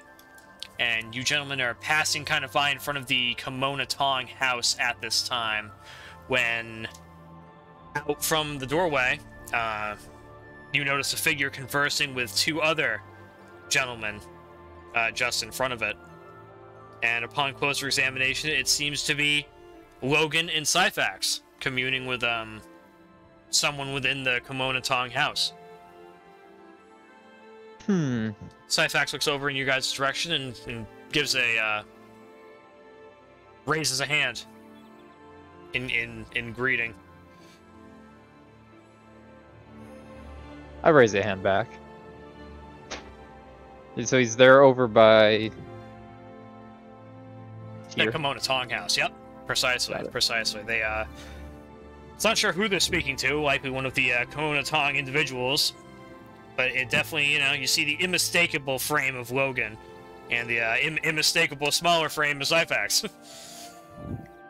Well, I will hold up Logan's axe, and I'll stroll towards them. Oh, sweet. They definitely gets Logan's attention, as you draw ever closer, and they seem to be conversing with Krieg, who's the mean-looking Dunmer in the doorway, who has his arms folded and is kind of leaning up rather coolly on one side of the door sill. And you gentlemen all make your way up. Waldwin, are you partaking in this interaction, or are you going right for your trap? No, I want to go right to my trap. Okay, very good. You watch everyone else gather over for some type of social interaction that you don't much care for, and you know you have somewhere to be. And I'll just wave to everybody and make my way. Make my way over to the tree line. Okay, yeah, all right. The party definitely takes note of Waldwin leaving and heading in the direction of Logan's home toward the tree line. Okay, very good. It'll take a few minutes and you'll be there. Everyone else, Mandion, I reckon you walk up for you. I reckon you're the closest. You walk up first, and I'll do it. Logan is pretty much the first to greet you. Kind of walking over before you get to the others, noticing what you're carrying in your hand. It's hard for him to miss, most certainly. Score, my axe. Oh, I'm afraid we're heading out soon, but I couldn't leave without giving you your trusty axe back. Thank you. I believe we found something else of yours as well. Seems pretty important.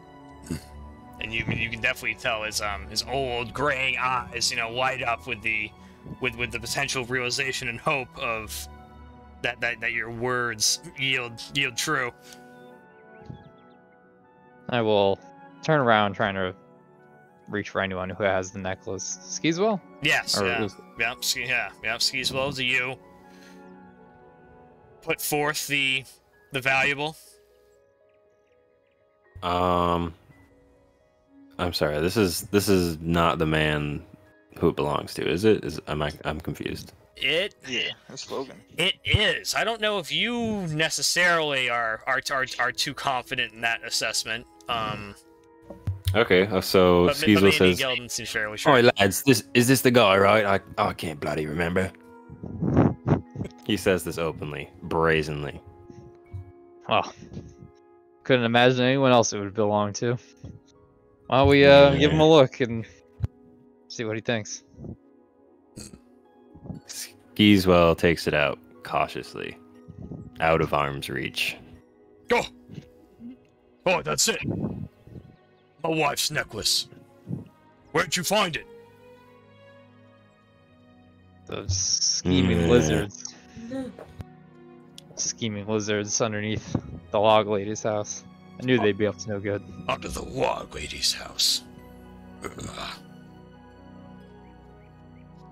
Well, thank you so much. I sent them packing in your honor.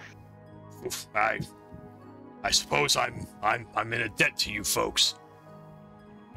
Debt, you say? Skeezewell hands the necklace over. Well, we do need provisions for a long journey ahead. If there's any way you can help us, I'd say that debt is repaid. Interesting. I've got some things I could pass your way. You're gonna be here for an hour or so? Give me some time to gather it up.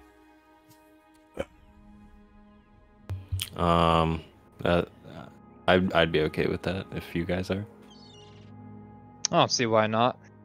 We can gather our energy before we start our trek. Okay. The old weathered faced man with the long graying hair and grayed eyes, wielding his axe and resting it on his shoulder and clutching the necklace rather tightly. He's like, I'll do for you boys what I can. It's all I can do, I suppose. This place is just about done, so it'll be perhaps my last good deed. I'll catch you here in an hour. And oh, don't be so hard on yourself, old timer.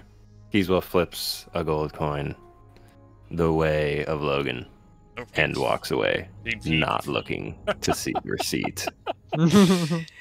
He attempts to catch it, though his hands are a little full. He just manages catching it in like the palm of the hand that's holding the axe. Oh. And he turns and makes his way before stopping and looking over in the direction of the Dunmer in the doorway, kind of giving him a nod and carrying on over in the direction of his home, kind of following behind Waldwin. And just like that, Logan departs, soon to return with some goodies potentially. And now it's just Syphax who seems to be communing with the Dark Elf, and when the Dark Elf breaks his gaze on Syphax to look at Logan for that small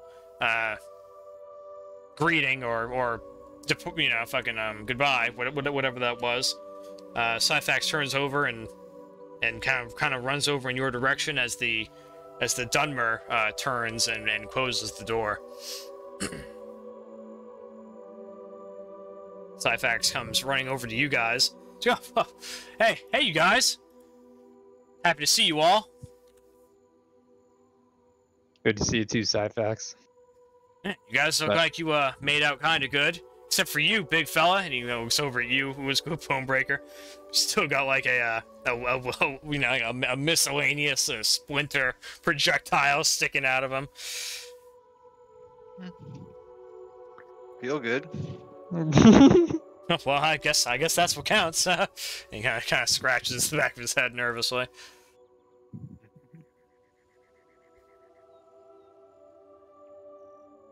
So, would you guys you guys went down underneath the log lady's house again? What'd you find?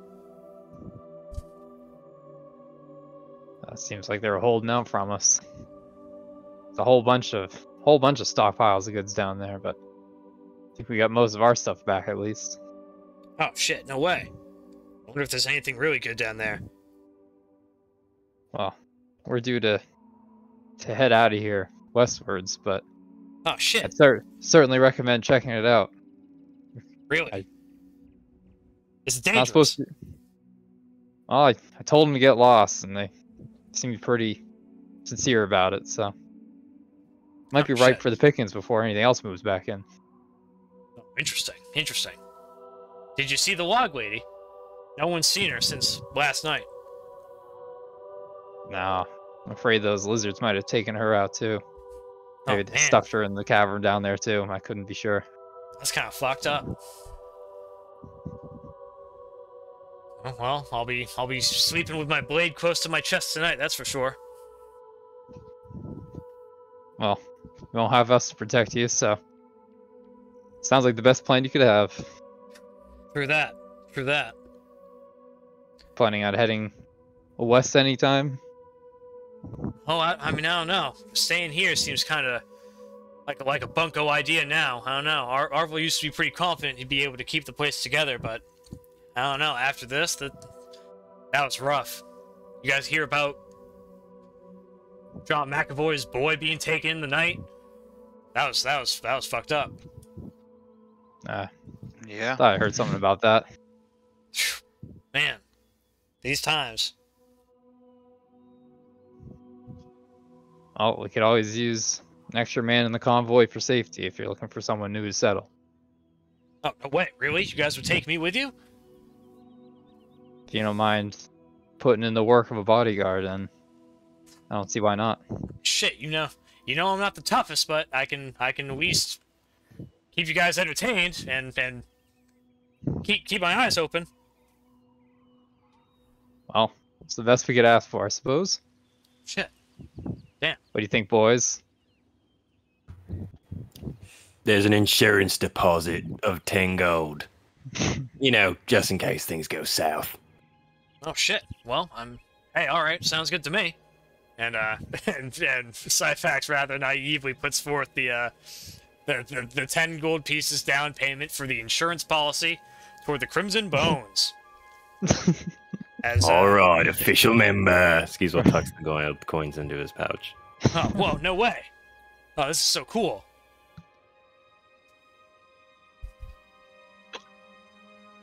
All right, well, I'm gonna start gathering some of my stuff.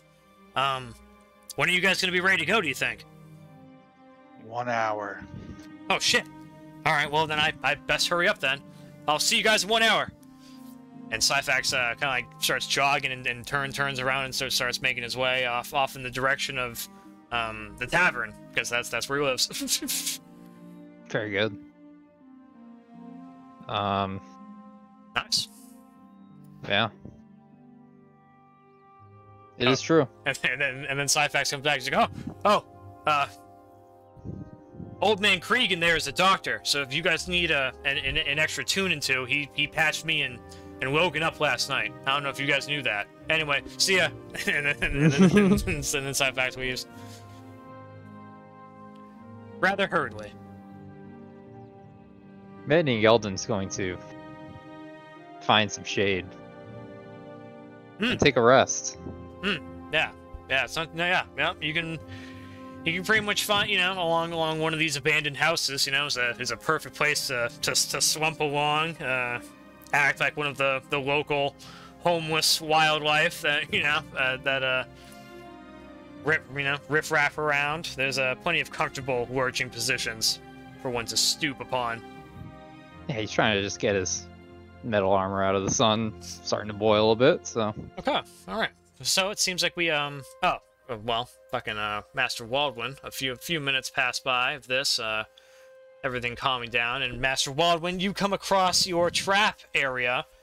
Excellent. And it seems like it has been triggered. You can tell from a distance, just looking at it, that it looks different than how you left it. Neat. How do you want to approach it? In case it's like, an active situation. I'll draw out my short bow and approach slowly. Do you want to stealth it up? Yeah, sure, I'll do that. Alright, maybe you may make a stealth check. With short bow drawn, you begin lurching on over and sneaking about. Not good. Looking too far ahead of you, your eyes so trained on your potential quarry in your trap that you find yourself tripping over a rather large protruding piece of tree root that was sticking up out of the ground, and you find yourself tumbling forward rather radically. I'll need you to make a dexterity save to make sure you don't knock your head on this other upcoming root that looks pretty bulbous.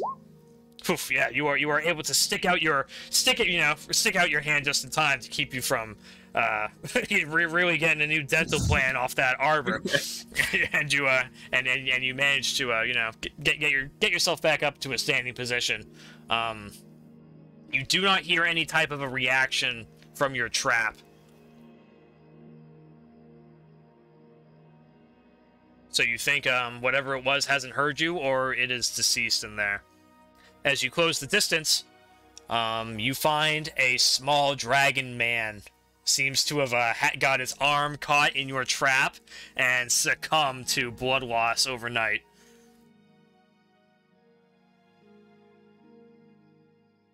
To remove him from the trap if I can. Okay. All right. Very. Yeah. Yep. Yep. Yeah. Yep. Very good. Very good. You just have to you know, unweight the trap and whatever and get him out of it. Pretty easy. Pretty easy. And then I just want to search his person for anything of value. Yeah, I mean, he pretty much just had, like, you know, like a loincloth on and stuff, you know. He has a small, crude dagger, if you care for another dagger for your ever-growing collection. And 2 gold pieces, if you care for 2 gold pieces, which I imagine you may. I will take the 2 gold pieces, and I will carry him back towards the party, but I'll leave the trap. Okay, all right. Leaving your trap behind. You take the dead kobold with you, and start heading back into town. Okay, yeah, fair enough. Very good, very good. Are you keeping an eye out for anything on the way back, or anything, you know, anything in particular, or, you know, keeping an eye out at all for anything? Just keeping an eye out for, like, any more kobold or anything that might try to attack. But okay, very good, very good. Not too close attention. My main goal is to make it back to the party. Okay, excellent, excellent. You don't notice Logan. He's likely in his house by the time you're making your way back. Okay, so you pass your way by, and you don't find much for overworld street activity. It seems like whatever fire was brewing in the forest died down from the heavy rainstorm that came in the night before, you know, and took care of that. There's no smoke over in that direction at all. And the weather is rather pleasant. Rather pleasant indeed. And you make your way back to the party just a few minutes later. And with that, everyone reconvened again. There's, you know, you guys have at least a good... Some of you have had a full hour if you guys want to take a short rest while you have, like, this downtime, unless anyone wants to do, like, any foraging or scavenging or any shit like that while you guys were waiting. Take a short rest. Yeah. Have anything better to do. Yeah, might as well. Yeah, that's what I'm saying. One thing I wanted to just clear up, because I'm looking at my sheet, is yes. I'm not sure if I finished that scrimshaw knife or if it's still in the 45% state as on the sheet. I think it's finished. Because you 'cause dedicated... I also thought it was finished. Yeah, nope, it's finished. It's finished. Okay. Let me, I just removed... Did you remove that necklace too? I was trying to get rid of it. Yeah, yep, I took care of that for you, my friend. And I will make a finished scrimshaw knife. And your goal isn't to use that for combat, right? That's a utility tool. Right, it's not a combat knife. Right, it's just for creating scrimshaw. Excellent. Then I will not make a you know, attack for it or anything like that. It should be... That's on a whip out. No, I think I looked at some scrimshaw knives. It's like a really thin, almost like a needle, so it would break instantly. I mean, could be good for, like, jamming it in the eye, potentially, but that's a... That's literally the one thought I had, yeah. It's like, this! No, it has like a protective little holster, so taking it out, it takes a second to protect the blade. Okay. All right. Yeah. Yes. Yep. No, your scrimshaw knife finished. And with that, Waldwin, Ulzgud, Mandion, Skeezewell, you guys have a little short rest period here and some downtime amongst yourselves once again. If there's any conversing to be done while you guys are waiting, it's really dead up here. You don't see any foot traffic at all. Damn. Someone just wants to offer the kobold to Ulzgud if he wants the bones from him. Oh shit! Damn. Ulzgud starts dissecting. He snatches that dead corpse right out of your hand, Master Waldwin, with little delay, and goes about rather meticulously, extracting the bones. Is that my understanding? Yeah, Ulzgud's looking mainly for the leg bones, the femurs, and whatnot. Okay, all right. You may make a survival check to go about dissecting this small kobold and trying to get anything useful from him. Ooh. Yeah, you make out with 2 sizable leg bones. The large femurs from each leg. Definitely sizable enough for something juicy. Yeah, fucking Waldwin bone giver. Oh. That I want to work on, like taking apart one of the leather quivers I have. Oh, dude, fantastic! I love it. Let's see. You've got a half hour to take apart. Let's see. You have quite a few, don't you, at this time? Yeah, I have 4 of them. Okay, and they're not too big. They're like kobold leather quivers, so they are like smaller. You might be able to get through 2 in a half hour. You know, you're just trying to get the leather material, right? Yeah, I just need enough leather to make like a sling. Oh, interesting. Okay. Well, with that, then you could probably just like cut some strips from them and tie them together in some odd way. All right. Give me some survival, Waldwin. Give me some survival. Let's see what you got. Let's see here. And don't forget, if you want to ask someone for help, you might be able to get some assistance on that, unless everyone else is doing their own downtime activities, which could be the case. Roll it myself. Okay. See how it goes. It's an independent project. Waldwin don't need no man. A 13, not too bad. You'll probably be able to at least turn 1 leather quiver into 1 leather material for crafting in the future. With this half hour you have here, if you'd like to do that. Yeah, I don't need to finish it. I just want to like get it started. Oh, don't worry, you won't. If I made Skeezewell Binbag work for days in that scrimshire knife, you best believe your sling is going to take a little while. That being said, though, I don't believe it to be a very large deal, and it's the beginning of something beautiful potentially if you can get that sling going. Okay, so you guys go about your various little crafting and doodad behavior, unless anyone else has anything in particular they want to tell me they're working on. I assume you guys are just chilling. I'm just chilling underneath. I am scrimshawing. So I'm gonna I want this piece to take like a lot of short rests. I just want it to be something that if there's nothing else I need to do, it's just about a potential master work quality. Or at least very slow, very intricate. Highest quality, one can attain.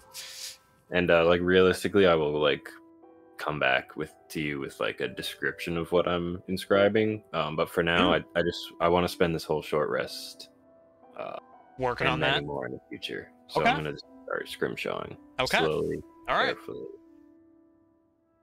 I love it. You put forth an hour of progress toward that. Everyone else, you guys, let's see, Master Bone-Breaker, you're gathering your bones. Mandion, you're just hanging 10. Yep, hanging in the shade. Okay, all right. Well, after but a few minutes of hanging out and relaxing, you guys can make out in about an hour's time, just about of waiting, when everyone's about wrapping up their respective crafting things. Mandion Ulzgud, I believe you take note of Syphax in the company of someone else making their way in your direction from the direction of the tavern, and one Master Logan making his way over from the tree line in the direction of his house. Ooh. Ooh. And before too long, they are upon you. And another social situation is here. Syphax looks rather eager with a large traveling bag. It seems like a nice bedroll. You can see tied beneath the traveling bag, a hood adorns his head now, in a bit of a travel cloak to cover his bit more flashy clothed person. It's like, haha! Oh man, adventure! Syphax seems pretty, pretty ecstatic to be following in the steps of what potentially could be a hero of his, Beric Dondarrion. Seems to be a hero of many, truth be told. And with him is Arvel the Swift. He comes on over in your direction, Mandion Gelden, as Syphax comes over to you, Master Bone-Breaker, and he seems rather curious about what you're doing over here. He's got both his hands on the straps of his backpack, and he's just kind of bent over, peering at the desiccated remains of whatever kobold parts you deemed unworthy. He's like, oh, what's going on over here?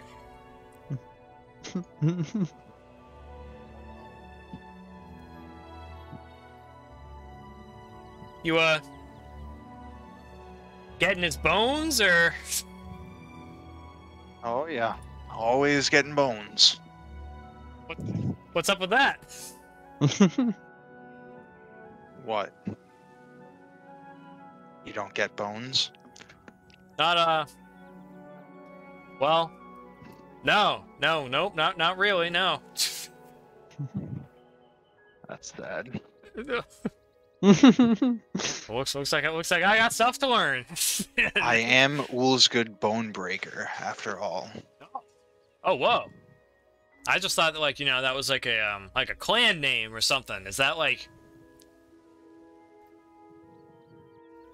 that's what you're known for? You know it. Oh man, that's pretty cool. and Arvel kind of leans over toward you, Mandion Gelden, getting pretty close and wrapping his arms. Like, oh, I heard you're taking my employee out on some kind of wacky adventure. Well, I'm not sure if I'm taking him out there. He certainly seemed eager to come with us, though. Well, I can't blame the lad. He's young and he's got his life ahead of him, and humans don't live forever, they say. So I've been told.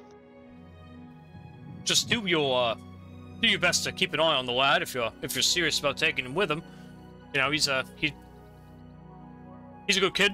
I'd hate to see something terrible happen to him. You know what I'm saying? I'll try my best, but you know the type of business I'm in. Oh, it's certainly not easy or safe. I know it all too well. I'll do my best to keep in touch however I can. Maybe I'll be making my way toward Gaza if things around here don't work out, which I reckon they won't, unfortunately. Well, we'll certainly need a stopping point, so if we stop by Garza, we'll look around for you, I suppose. Oh, yeah. Do look me up when you get there. I will. Though I reckon you may very well make it there before me. Got a little loose end to tie up here. Do take care, lads. And Arvel the Swift clutches his hands together and kind of gives you all a bit of a bow. And turns to leave. Pleasure doing business with you, Arvel. And I will return his bow. Put my head back down.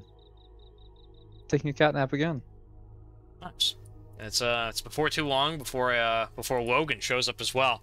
And it looks like he's got a rather large holding something in two hands before him. And drops it kind of down at the crossroads about in the proximity of where you guys all are. Well, here's the last of it. I'm afraid I don't have much in the way of provisions, boys, but I brought you some hunting supplies, which y'all might very well be able to use. I went over and took a look at that goblin camp before it all got burnt down in smithereens last night. That's where I took these nasty gouges, and he kind of lifts up his shirt, and you can see the freshly bandaged, large, like half of his torso that has been that has been sewn up rather intricately. Definitely looks like he went through the ringer rather recently. Well, certainly appreciate the help. We're gonna need everything we can out there. I heard it's deadly. I guess just stick to the roads best you can, but then you have other humans to worry about. And we all know how that can go sometimes. Though, if you ask me, better than the beasts. Humans are far more predictable, I found. I will start combing through his supplies and see what useful items I can find. Okay. Logan, who you can see is wearing the silver and ruby amulet around his neck, gives you all a nod and turns to leave before going over to Skeezewell Binbag. And Skeezewell Binbag, he reaches out and gives you a small pouch, in which you hear the clanking metal of coin, and he gives you a nod. Skeezewell silently, well, he makes that noise. Skeezewell puts the bag in his bag. The old man makes no similar grunt, though such a thing would be very possible from him, you know. And he turns and leaves over in the direction of the tree line, his wooden axe strewn over his back. And you have just received. Oh, that. Real good fella, Skeezewell says, pouring the contents of the new bag into the old bag. You have added 30 gold pieces to your gold reservoir. Oh. 1, 2, 3. As for the contents that Logan has granted you all, let's see, Mandion Gelden, you find a bundle of javelins. Ooh. These look to be in pretty, pretty standard quality. And then you take a closer look at them, and you find that they are actually rather dank looking. They look like fishing harpoons of some kind. Ooh. Rather than your traditional, form over, function over form, military style javelins. These are pretty nasty. These are like barbed at the end, and they have like 3 small protruding hooks that reach out at different angles, for the intent of gripping and really grabbing flesh once impacted into target. And there looks like there's a good 6 of these nasty looking harpoons. Well, I know that I'm quite terrible in water and with javelins in general, so I will hand these over to the javelin expert, Ulzgud. Ooh, damn. Ulzgud gladly accepts the javelins. Okay. There is also a quiver of arrows that catch your eye. You don't know too much about arrows, but these ones look pretty fancy. It looks like they're in a dark leather quiver. And they look like they're a beautiful, like, white, ornate, special-looking arrows. It looks like there's at least 2 dozen of them in there. Rather fine fletching work. And they look a bit long, definitely a normal human-sized ammunition. Oh, who to give my short bow to? These compare along perfectly. It was I. Oh. Waldwin's a mute. I will gingerly toss the bag to Waldwin. Okay. Test very these good. out when you can. They seem pretty special. Thank you. Okay. Fantastic. Let's see. Master Ulzgud Bone-Breaker, I've added your harpoons, which will be pretty nasty, I'm sure. Yeah, that looks good. Hell yeah, hell yeah. Okay. Master Waldwin, I'll be adding these. They look to you, Master Waldwin, taking them out and getting a good look at least at, you know, at the dimensions of one of them. Very fine fletching, very specialty made, it seems to you. And the arrowheads look like almost like a bodkin arrow type projectile head, which is, you know, pretty nasty against armor. And as far as material, it looks pretty silvery to you. This could very well be a bundle of silver arrows, which should be quite rare. Interesting. I will go ahead and not be a fool and add that to your inventory the proper way. And there's some other things in here as well, Mandion Gelden. It looks like to be at least 2 more health potions of standard quality. Standard, 2 more? Yep. Dose. Well, I guess I'll just have to hold on to those. Okay, you pocket 2 more health potions for yourself. Being the being the one to dish it out, you get you get first dibs, I suppose. I am the healer tank. And it is yours. Let's see. Perfect. Okay, that looks pretty good. Waldwin, you've got that. Let's see. Any other supplies? Is there any other adventuring supplies that the party was really hoping for to get from Logan? How's that for a question?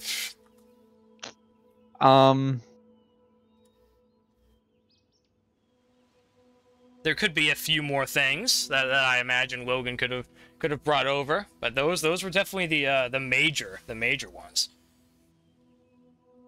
Any other miscellaneous adventuring supplies that we think we could use, gentlemen? I mean, maybe some extra torches. I mean, I have a few, but I don't know if anyone else needs any. Yeah, I have remaining. 11. Oh, shit. Oh my god. I'll just ask Sorry, Ulzgud when don't- the need No Ulzgud shit. just like opens up his trench coat. It's just got 11 torches. What just kind fucking- of torch do you want? Ah, come on, get out. Funny. Shit. Alright, well, never mind. I think we might be alright in torches. Okay, alright. What else, gents? What else? I'm sure there's something else you guys could probably use. A little extra rope. Oh, what about, yeah. Rations, maybe? all right. I hate to be No rations, I'm inconvenient. Yes. Perhaps we mull it over the break period at this time. Yeah, Question nope, that's fine. We're due for our break. We're due for our break. So yeah, nope, that sounds good to me. This tumultuous change. We will break for 10, 15, 20 minutes and reconvene, gentlemen. And you guys can spend a little time thinking about what you would want as far as mundane supplies goes. That is not food, because unfortunately he cannot supply that in particular. Well, he's just a fool, but that's okay. Catch you boys after the break. You all gather up your respective adventuring supplies from the supply cache Logan left off. Truth be told, Syphax doesn't quite have his entire inventory necessarily laid out 100%, though he did make sure to grab some adventuring supplies as well for this upcoming adventure.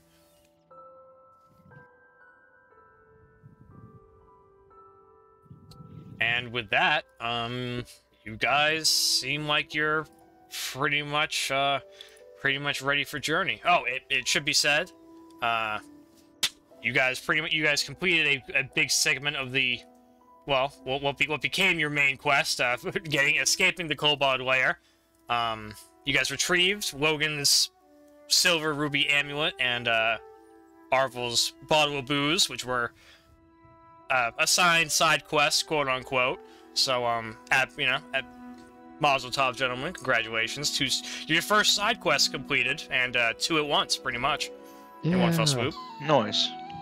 Yeah. Excellent, excellent. We love it, we love it.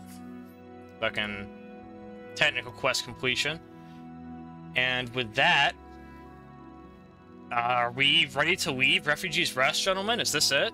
Will this be the will this be one of the last times potentially for the foreseeable future that we lay our eyes on the miserable hamlet that is that is Refugee's Rest? I suppose so. We have new adventures to get to, I think. It certainly seems that way, gentlemen. The Crimson Bones take march today for the first time ever. The Crimson Bones. The Crimson Bones.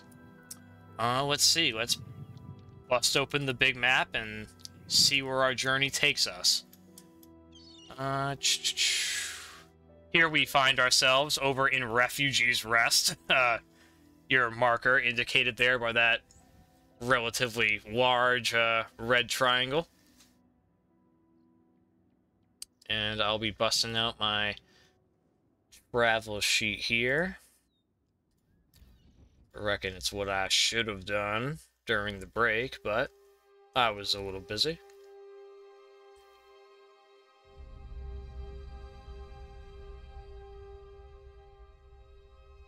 Struthiel Mimus, no.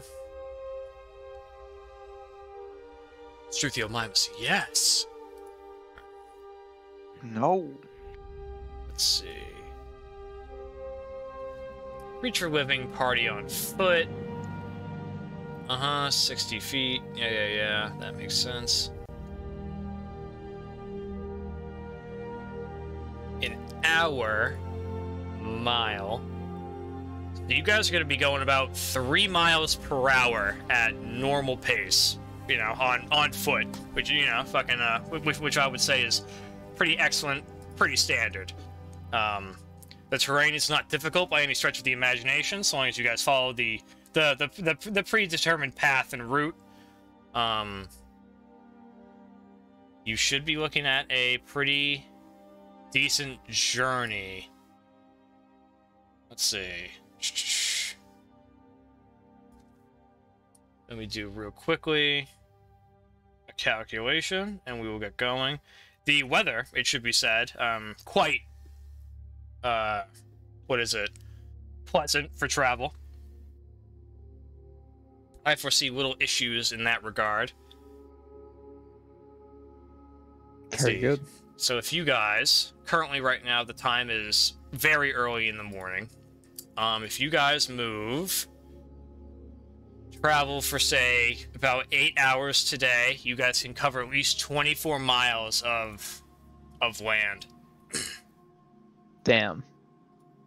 A day, without pretty much making any alterations to the route at all. Nice. You guys could potentially go slower, only covering 16 miles a day over an 8-hour period of travel, but with the advantage of seeing, you know, a lot better, you know, for like upcoming hazards, etc., or like other, you know, whatever have you, right? You know, that will give you the best, you know, that's like your careful overworld pace. Your normal will be this 24, and then you guys could go fast. Really try to push yourselves, and try to get 32 miles a day, over an 8-hour,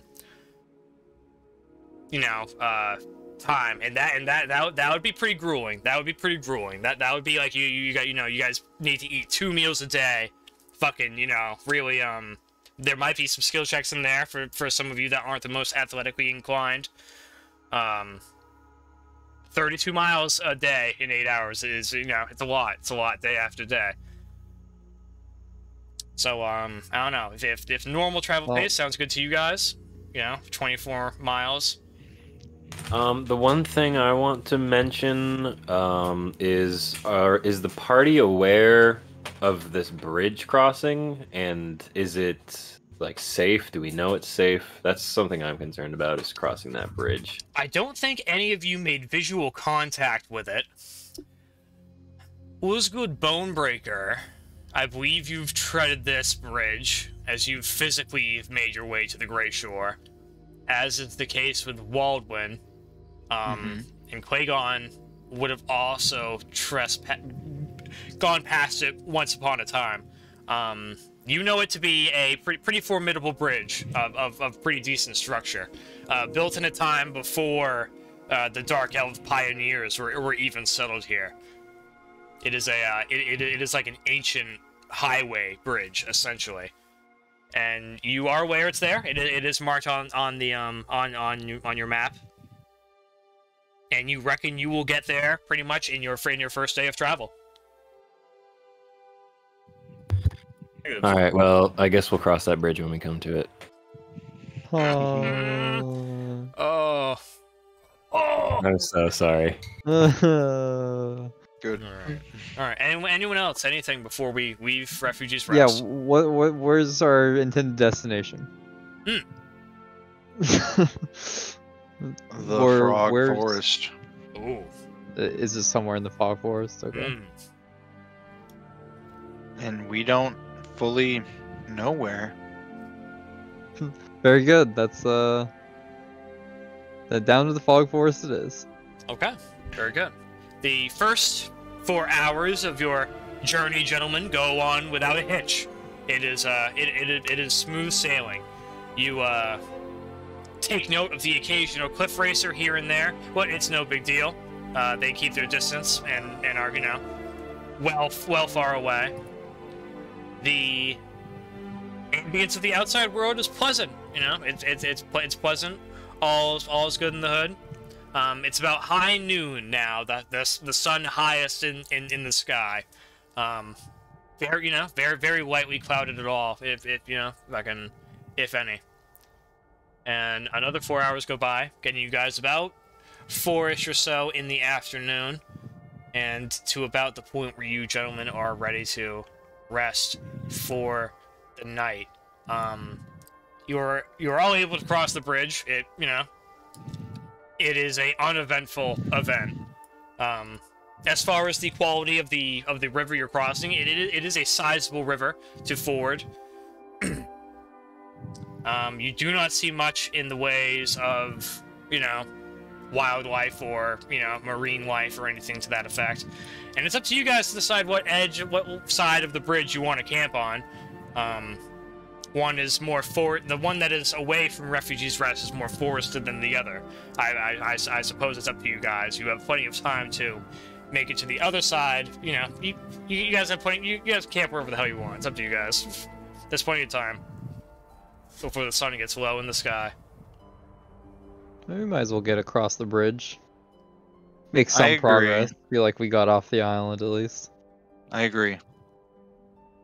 Okay. All right. Well, with that, you gentlemen are off on the other side, and about four in the afternoon now. You gentlemen are pretty much tired of walking for the day. Syphax is perhaps one who's like, oh, it's been such a long time since I've seen this bridge. Whew. And he has no problem keeping up, but he is definitely a bit more on the winded side from this long trek already. And if you gentlemen don't have any particular care about where you begin to set up camp for the night, we can just pick a spot wherever, and when we can head toward the evening.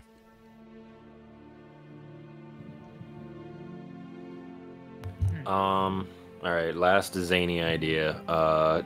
Do we troll the bridge? Do you know what I mean? Like, is anyone gonna pass by in the night, or is this kind of like a desolate area? You haven't seen any foot traffic on your journey thus far. It's possible someone could come in from the outside world to visit Refugees Rest. All right. Well, are we resting? We're resting like at the entrance to the bridge on the other side, right? Yeah. Yeah, and that's up to you guys for, you know, exactly where. That's all. You know, you guys can be as specific with that if you want. You can be like off from the tree line, pretty much right next to the mouth of the bridge. You know, pretty much right on it. It's, you know, it's up to you guys. It's your We call. can do like between the water's edge and the bridge entrance. You know. Like one side of the river. Yeah. Hug it Yeah. on. Like yeah, between the wood line and the bridge and the water's edge. Kind of tucked right in there. Yeah, Yeah, something like that. That could be good. Nice. That could be good. I like it. All right. Mandion Gelden scouts out a rather formidable-looking camp spot. Not too far away from the mouth of the bridge, and also well camouflaged. And we think here's a decent place for camping for the night, gentlemen. That's that. Yeah. Okay. All right. Yeah, no antics. We'll keep it on the DL. Okay. It's about 6 p.m. in the afternoon now, and the sun is starting to set, and the evening moons are beginning to rise into the sky. And it is at this time that you guys should probably figure out what you guys want to do for the night watch. That will be coming up. You will be all sleeping out in the wilderness. There's the 4 of you, Skeezewell, Mandion, Ulzgud, and Waldwin, plus Clagone, Brolin, and Syphax is also here as well. So there could be potential for multiple people on multiple watches. Which is how long are the watches? How it should be done. That is up to you guys. I think I changed the rules. The last time we did this so that you guys could be with a friend. Let me see. It will be an hour or two, about 5 to 6 hours apiece, I'm pretty sure. Or you know, 4. Well, you know, there's so many of you now. You guys can do 4-hour watches apiece of individuals if you want to do that. Or like 2 6-hour watches of like 2 2-man teams. 6 hours for a long rest, though, right? Yes. I'd probably suggest doing that so we can get our hit dice back. But yeah, you guys will definitely be long resting, no matter what. It seems to me. Might as well just do it for the duration of that. That's my suggestion. So we're saying individuals or groups? Yeah. We could do like 2 groups of 3. Yeah. Yeah. All right. Yeah. No, that works for me. That works for me. I'll volunteer to take the first watch, so I don't have to take my suit off and back on and all that. Okay. The first watch is early on, correct? So it's still kind of light. Correct. The sun is really kind of starting to really set now, and you guys have gathered a small campfire, unless you guys don't want one. And I'll take the first watch so I can use my night vision in the night. Okay. Very good. Very good.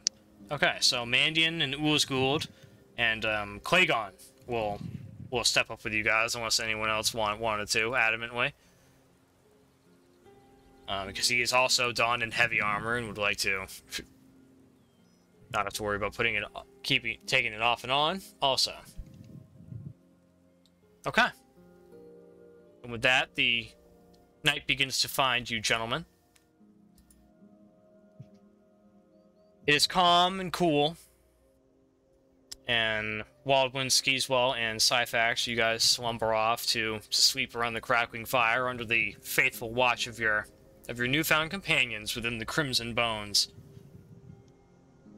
And there you all rest for the night. It's a good 6 hours or so of time that goes by, and not much occurs at all. The next watch is ready to be roused from their slumber. Oh, very good.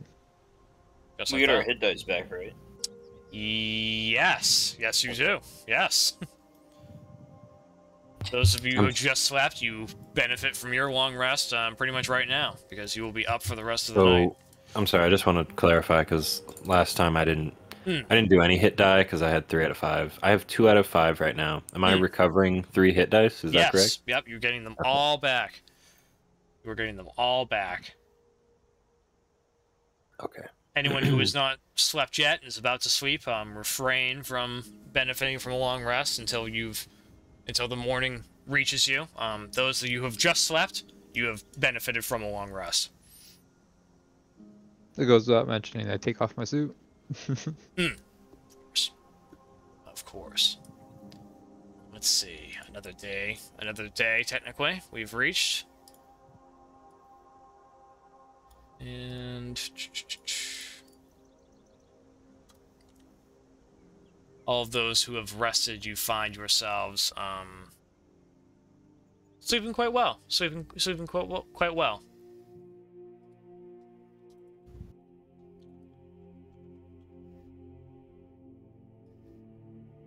Excellent.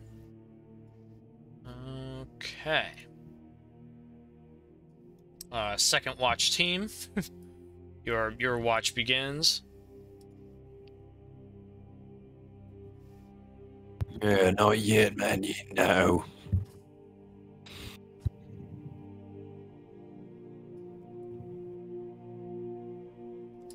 Another few hours pass as Skeezewell, you know, certainly more used to getting your 8 hours as standard, but this 6 will have to do in the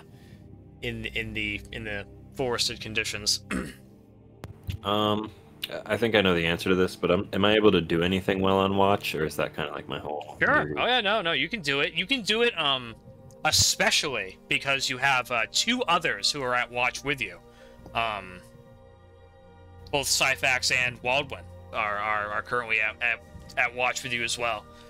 So that definitely gives you some leeway to work on a craft or something while the 2 of them are being more vigilant. So you've got a good like 4, 5, 6 hours of crafting ahead of you if you want to. When you put it that way, like I was gonna go through some thematic stuff, but like when you put it that way, yeah, I'm going to scrimshaw like at least 4 of those hours. Like I'll just say 4 hours because that's, you know, probably the amount that's possible. Yeah, okay. No, scrimshawist. No, wait, there's a word specifically. Hold on, let me add it to my little sheet. There's a word for what a person that does scrimshaw is. I can't remember what that word is. Scrimshaw expert. I'll find it and come back. All right, that's all I wanted to say. Thank you. Okay, yeah, fantastic. Let me. That looks good. All right, yeah. With that, you get through your hours of work. The morning, no, you guys aren't really molested by any creatures. It's relatively calm, but you feel that this may very well change as you get closer into the heartland of the frontier. And with that, a new day greets you all, gentlemen. Those of you who did not benefit from long rest already, you do right now. Once again. Sweet. Just like that. And the morning finds you all. At this time, you do all feel a little bit of a rumbling in your tummies from the need to eat. Aside from you, Mandion Gelden, I suppose, thanks to your double breakfast. Hey. Well, it's good. We'll eat a ration. Okay, very good. Pretty much everyone needs a ration. Yeah, everyone mark down that you're eating a rash. Let's see. Clagone is also eating 1 ration, as he has to, and Syphax is also eating 1 ration. Were all my rations taken? Yeah, they were. God damn it. Well, Mao. I will share a ration with Mandion Gelden. Sounds like you'll have to make a mark down another ration, Master Bone-Breaker. I mean, I guess it doesn't matter because I have 12 in my bag of holding. For Mandion, fucking Oh, well, yeah, that's where they all went then, you fuck. I guess I'll just... Well, I did have some in my regular inventory too, but... Oh. Maybe you ate them already. No, they're unchecked. Oh. Well, Maybe either way, I shared one with Mandion on this morning. Nice. Good. Well, thank you. Well, regardless. I'll keep the bag of holding sealed. Someone feeds Mandion. Thank God. I'm here for you. Okay. Let's see. We would have loved. Anyway, breakfast. Breakfast is going on without a hitch, in case anyone's wondering. Nice. No devious creatures are seemingly attracted to your breakfast. Is there? You guys talking about anything while you're devouring some breakfast? I'm talking about how heavy my suit is to be lugging around all the time. It's so cumbersome. I wish there was an easier way to get in and out of this thing. I should work on that. Nice. Yeah, very good. He's grumbling to himself over his breakfast. Yeah.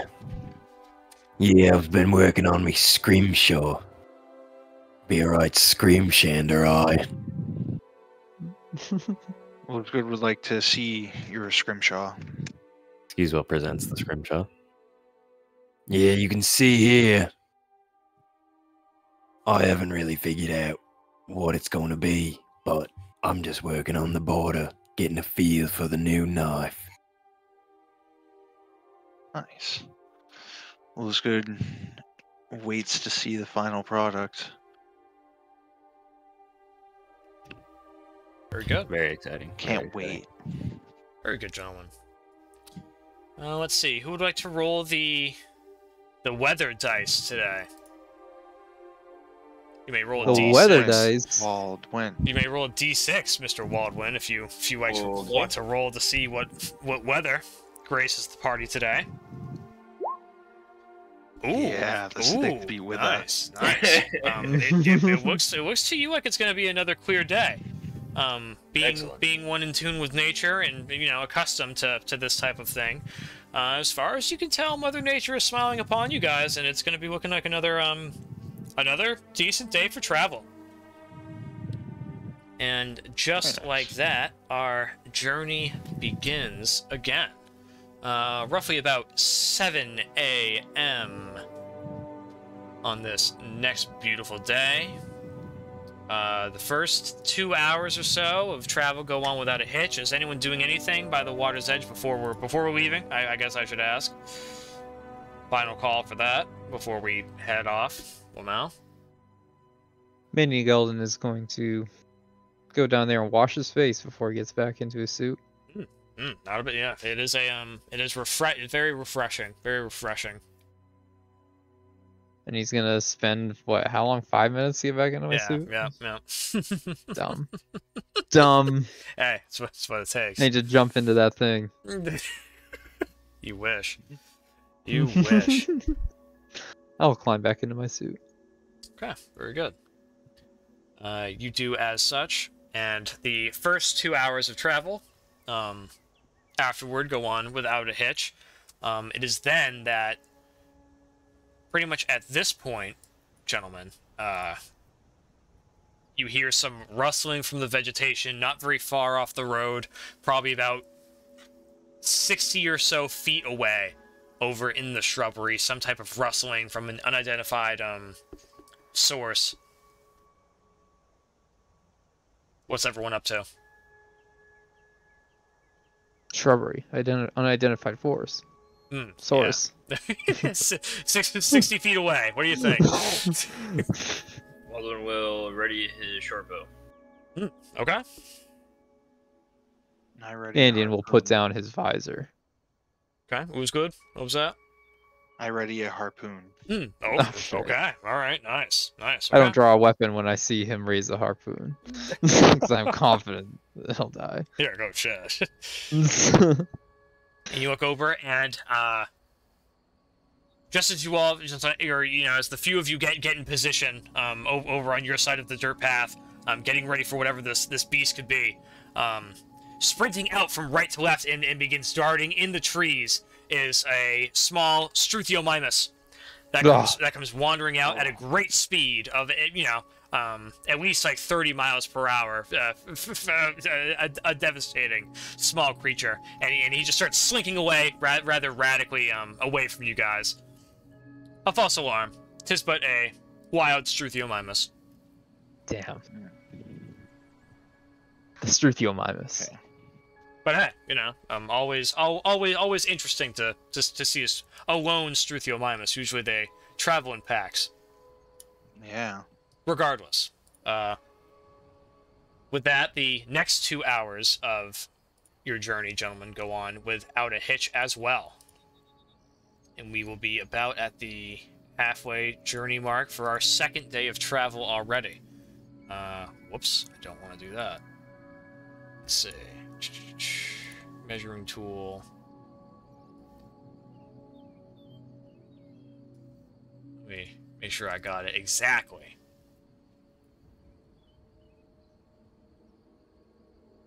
Booyah. Booyah. You guys will find yourselves camping about somewhere in this rather narrowed peninsula, the neck that leads to the Grey Shore and dividing the mainland. There won't be much, it should be said, before you guys push those, these extra, 4 hours and go those extra 12 miles dead ahead of you. The vegetation will be a bit more sparse, heading into this incline. The salt air kills a good amount of the, you know, flora. So it'll be pretty treeless. There'll be less fauna as well, you know, so there'll be less creatures to hunt and stuff. So if any hunting need be done, it's probably now before you guys head too deep into this peninsula around this woodland area. Otherwise it could be a day or two where you have to go without finding much big game. Ulzgud, you would probably know that, you know, being so seasoned in the area. Anyway, with that PSA out of the way and no one speaking up for any hunting expeditions, we'll continue on with another 8 hours of travel. Very good. On we go, boys. Let's see. Perfect, right about there-ish. Nice. Okay, you guys find yourselves, after another 4 hours, getting about into the evening area. Again, very little complaints in the ways of hostile wildlife or, you know, rough weather conditions. The breeze here is going to be a little chilly at night due to being, you know, so surrounded by the sea and with such little cover from the mountains that you guys are used to. There could very well be a bit more harsh winds. But aside from that, there doesn't seem to be any right this second. And it's getting about the 5 p.m. area now, and it's up to you guys to decide where exactly you want to camp and who wants to do what for watches and whatever. Now is the time. I will again volunteer to be the first watch. Clagone will roll with you. Once again. Very good. Yeah, I'm fine with the same deal if you guys are. Me too. Okay, alright, very good then. Getting into your similar situations, is anyone doing anything with the rest of the group before you split off for the night? Oh, not with the group, no. I'm gonna sharpen my short sword tonight, though. That's for sure. Oh, okay. All right, very good. All right, so it's already sharp, but I want to keep the durability up on it because I know it's taking a few whacks. Understood. Okay, very good. Very astute of you. Fucking getting about to the point of sunset now, where the sky is getting pink and the stars are beginning to unveil themselves. The beautiful moons of Nirn are starting to rise up over the much more clearer horizon. And we find ourselves with Ulzgud, Mandion, and Clagone on first watch. Master Mandion, I would say you were able to top off your short sword with a little issue, dedicating, quite a few hours to it. Very good. I can imagine seldom ways that can go wrong. Ulzgud Bone-Breaker, is there anything you are up to tonight, my friend, when you're in the company of Mandion and Clagone? Yeah, I would like to start carving up another one of these purple worm teeth that I have. Oh, goodness. Oh, interesting. Very good. Very good. Is there any purpose in particular? I'd like to start creating a handle to a knife. Ooh. Ooh. Okay. All right. Are you going for function over form on this, or not even a knife, a short sword? Oh shit. Oh shit. Okay. All right. Very good. Very good. I would say the tooth is just able to accommodate such a configuration. Make a survival check for me, just as like a general skill check. Pretty good. Pretty good. You're on your way. You're on your way. It probably won't be done tonight. But I imagine that when your watch is done this evening, you'll be well on your way to getting a nice short sword handle out of that worm tooth. Make a note in your inventory on the worm tooth, if you don't mind. 50% complete. Pretty good. And with that, your watch goes by, gentlemen, up to the point where the moons are highest in the sky. And other than the occasional flying cliff racer far off in the distance, there isn't much. There isn't much. It's been remarkably quiet. Excellent. And the second watch party is ready to be roused.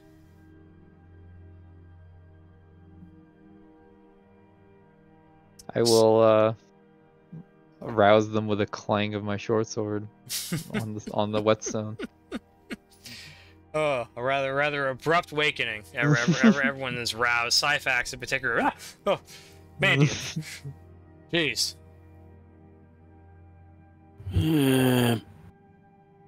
What do you guys do for fun when you're walking around like this for days? Are we almost there yet? Well, I could see it being much farther than this. What? Where are we going, anyway? Apparently some forest. You know anyone nearby? Me? All I know is about is the fog forest. I certainly hope we're not going there. Oh, it was the something forest. Might have been the fog forest. Huh. Well, whatever, I guess. Syphax. He seems beat.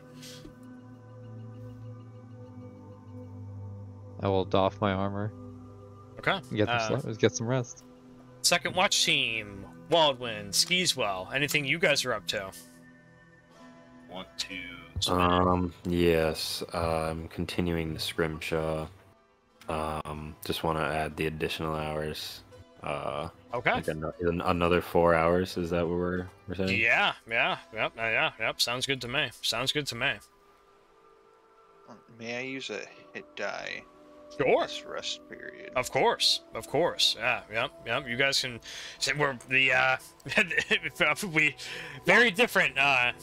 We've already gone through an entire day just there in like 15 minutes of travel. So you guys can manage your hit dice as you see fit and so on. The pace of travel is much faster than the pace of when you are at a location. Quite clearly, from shit. With that being said, we're pushing into a new day already. How exciting. I just want to work on my sling. Yeah, okay. Alright, officially beginning construction on the sling. Give me a survival check, yo. Sling's a pretty primal weapon.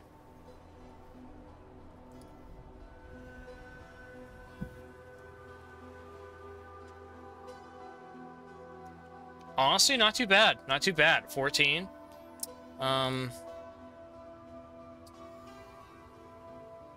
You begin steadily steadily getting the basic crafting materials together and getting the very basics of a sling together there. Is that what you want to do with your one piece of leather? You want to try to fashion? Okay. Yeah. All right. Okay. You could probably use you could probably convert another one of those quivers to another piece of leather to help you out with that. That might make it a little bit easier, get a little spare material to work with. Yeah, I'll do that. All right, very good. You definitely have enough time to take care of that. So now you have 2 pieces of leather, and that will greatly expedite that process, I would say. Probably next time you go to work on your sling, you'll probably get it about halfway done at least. Excellent. I foresee. It'll be pretty good. When you make it, it will probably last for a little while, I imagine. Let's see. Clagone gets his hit die. I'll refurbish at this time. And with that, the first watch team, you guys are slumbering now, happily in bed. And second watch team, your watch is rather uneventful as well. You take note of the very small herbivore, like prairie, creatures that skulk about in the open fields. But they are, they steer clear of you, most certainly. And with that, another day is upon you, gentlemen. You all arise in the morning to a fresh day. What have you, my boys? Another day, another time for breakfast, I would say. You're all feeling a little bit hungry today. No doubt. Another ration. Yeah, it's going quick. A I'll ration a certainly day. use another one of my 12 rations. Okay, very good. Mark it down, Mandion Gelden. Doing it. Mark it I'll in the try to remove it chat from my bag. Hold for on. all to see. I need to take it out of when my you're bag. ready. At your own pace. You. One ration. Okay, sitting down, half-hour food. Ooh. Seasoned with magic. Yeah, gotta love it. Fancy over there. That's the prestidigitation, man. Fucking, you might as well, right? I mean, shit. Yeah, I would. Everything Skeezewell eats, he conjures a magical shaker, and glitter comes out of it, and it's like MSG, but also On sweet, magic. and it just makes everything taste so much better. We might have- Skeezewell, honking it down, horking it down. We're at the point that we might have to add magical food seasoning to your personality traits. You're such an advent fan of it. Yeah. So it's developing into quite the quirk. I put that shit on everything.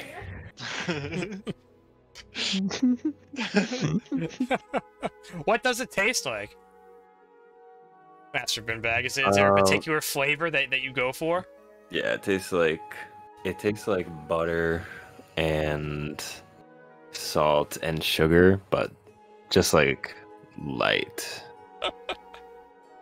And it's just that like good sweet and salty flavor, like a caramel, like a pretzel covered in chocolate. It's just got everything Okay. in it.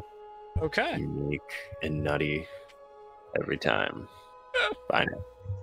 Sweet All right. and sour. Well, very, very good. Very good. And with that, gentlemen, you are you all spend about a half hour or so packing up and another half hour eating breakfast, and you guys are ready to step off on your journey again today.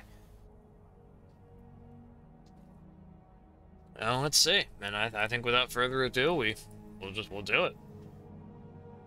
Let's see, another day, another 24 miles covered.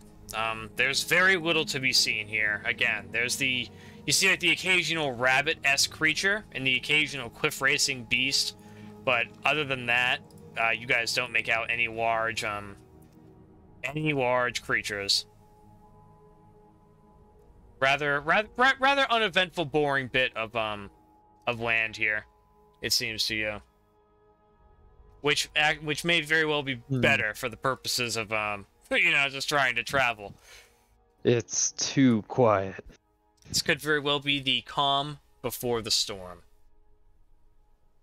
And with that, it's another 8 hours of travel, plus another hour of setting up the camp for the night. Any particular destination, gentlemen, where we want to set up? There are some, this nearby area I would describe as slightly hilly. You could probably find like a divot somewhere to be hidden from out of line of sight of the road, or maybe some rocks to nestle around by. But there really isn't much in the way of foliage for camouflage. Very little, very sparse trees. And stuff like that. So you have to play physically to the terrain if you guys want to, you know, care to any particular degree about where you want to exactly set up camp. It's your call. Yeah, maybe we'll try to find any, you know, low elevation area or or any like large rocks you can kind of hide at least from one direction. Sure. Okay. All right. Yeah. Make a survival check. And I'm sure who wants to help Mandion Gelden trying to find a decent camp spot for the night. Waldwin will help. Yeah. There you go. All right. Nice. You got advantage just like that. Bam. Thank God. Yeah. All right. Yeah.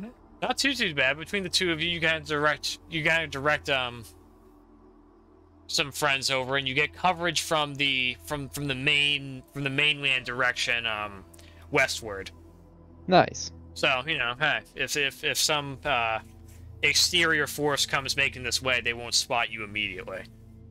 Nice. And it should be said, you guys will be struggling to make a campfire tonight, due to the lack of, you know, just debris and woodwork around. There's plenty of shrubbery to get a fire going, but the fuel to maintain a fire could be pretty challenging tonight. So we'll yeah, unless anyone wants to spend all this any extra time. rope. Just kidding. You guys have a half hour before the first watch begins of the night, and the sun really starts to set. If anyone would like to try to forage for like camping supplies, or maybe try to get some small game hunting done potentially, there's a half hour of daylight left. I will go look for like campfire material. Okay, very good. Waldwin is out looking for campfire fuel. Anyone else? I was gonna say I can go hunting, but I can't sneak for anything, so Yeah, I'm not gonna go hunting. Ulzgud goes hunting. Okay, all right, very good. Very good.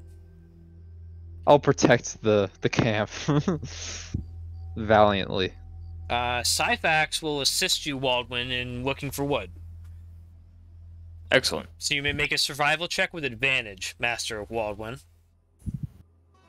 Advantage. To see how your scavenging does over this half-hour period. Not too bad. Not too bad. You make out with probably enough fuel for the night. You are a seasoned forester, and you know just the right spots to look. Master Bone-Breaker, you may make a survival check as well. Flat. Ooh, fucking yeah. Again, you aren't hunting for big game, which is good because you see seldom, you know, any signs of anything of that caliber. The only thing you can really detect are these small jackrabbit, you know, prairie creatures that are very quick to hide into their burrows. Unfortunately, despite staking it out, it seems like they've caught your scent and they do not emerge over the course of the next half hour, unfortunately. And it is starting to get fairly on the dark side as you were trying to wait for these creatures to re-emerge, and you pack it up and head home. Next time. With that, well, you guys are ready to camp again. Another day. It's about to go by just like that. Coming quick. Time to sleep again. Okay, so first watch team, it is your time to shine. Very good. And anything in particular tonight? I'm gonna activate my defensive fields so I can get it back when I rest. Oh, okay, very good, very good, interesting. I would like to continue to work on my worm tooth. Okay, very good. I'll have you make one more survival check. Your last one was pretty good. This will give me another indicator. Okay, all right. So yeah, some ways to go yet. You'll be it won't be quite completed, but we'll call it for 3/4 of the way done. Okay. from the copious amount of hours you're putting into it tonight, you know, it's hard not to make some progress at least, I'm sure. Nice. Very good. Very good. Okay. And with that, first 4 hours of the night go on without a hitch. But I need you, Master Bone-Breaker, and Master Gelden to make a perception check. Oh my god. As you think you spot something skulking over on the horizon on a nearby hill. Sorry. That's alright. Fucking got you. Got you! Fooled you! No! Oh my god. Yeah! Yes. Making a There it fool out of myself. Let's see. 1716, you guys hone in on it pretty acutely. And make it out just to be another stray Struthiomimus that kind of just and then races off over into the distance. Hey, leave us alone. No threat. You know Struthiomimuses not to be very territorial or necessarily dangerous to any degree. They're more herbivoral creatures. And mostly just curious and in travelers and so on. Though they are known to steal eggs from nests. You know, they're like oviraptors, I believe is the terminology. So they aren't afraid to pilfer, I suppose, if given the opportunity. That being said, no creatures pretty much come anywhere near you guys for the duration of your watch, and it's about 1 a.m. and time for the next watch team to rise. Very good. All right. Oh, very good. Second watch team, you are up in another midnight again. Syphax is quite tired of being woken up around the stroke of midnight, but it is it is the team effort. Early to bed, early to rise. It is for the second team. Guys, get used to it. Master Binbag, are you continuing your just fine work on your whatever it is you're doing? Yeah, I think so. Okay. Unless there's something else you had in mind. I'm just kind of looking. Of course. Yeah, I'm pretty sure just Scrimshaw. So what? Is it the same? Yeah. I mean, yeah, just more of the same. You're honestly in a pretty pleasant, controlled environment. So yeah, I would say, you know, if you're taking your time, you know, it's you're on the way. You're on the way. Grinding those hours. Nice. Okay, excellent. Master Waldwin, I believe you're officially beginning construction on the sling tonight. If unless you want to do something else.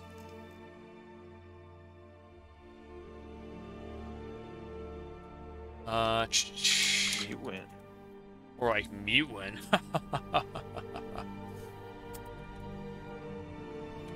Got him. Sling time, baby. You can make me a survival check, because I love making you make them. Give me a general idea on how. Ooh. I knew it. Yeah. You only get into like the very basic raw components of your sling, and you get it about 20% of the way done. That'll do. But you end up wasting a bit more leather than you would have liked, but you know you're a bit more confident now in the process going forward. You should be able to wrap it up in a matter of a few more rests. And with that, gentlemen, a bit more time goes by. Another day passes by us, into another morning. And already, you guys are much closer, nearing on the nearby Dark Elf prominent hamlet of Kaltong, which is honestly a good ways away from your guys' destination. Unfortunately, a bit off the direct path, most certainly, but could be a decent place to rest up if you guys feel that you need to do so. Let's see. I'm going to update that date. You boys can get started on breakfast. Ration time. Another day, another ration for everyone. Another day, another ration. It's a good thing about, travel is time goes by quick, but you'll be burning these rations pretty fast. Thank God they're weighing me down.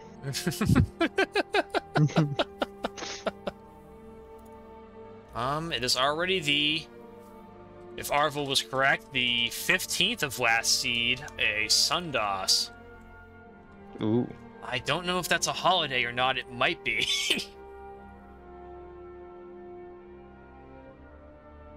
I have no clue. Let's see. And that's another...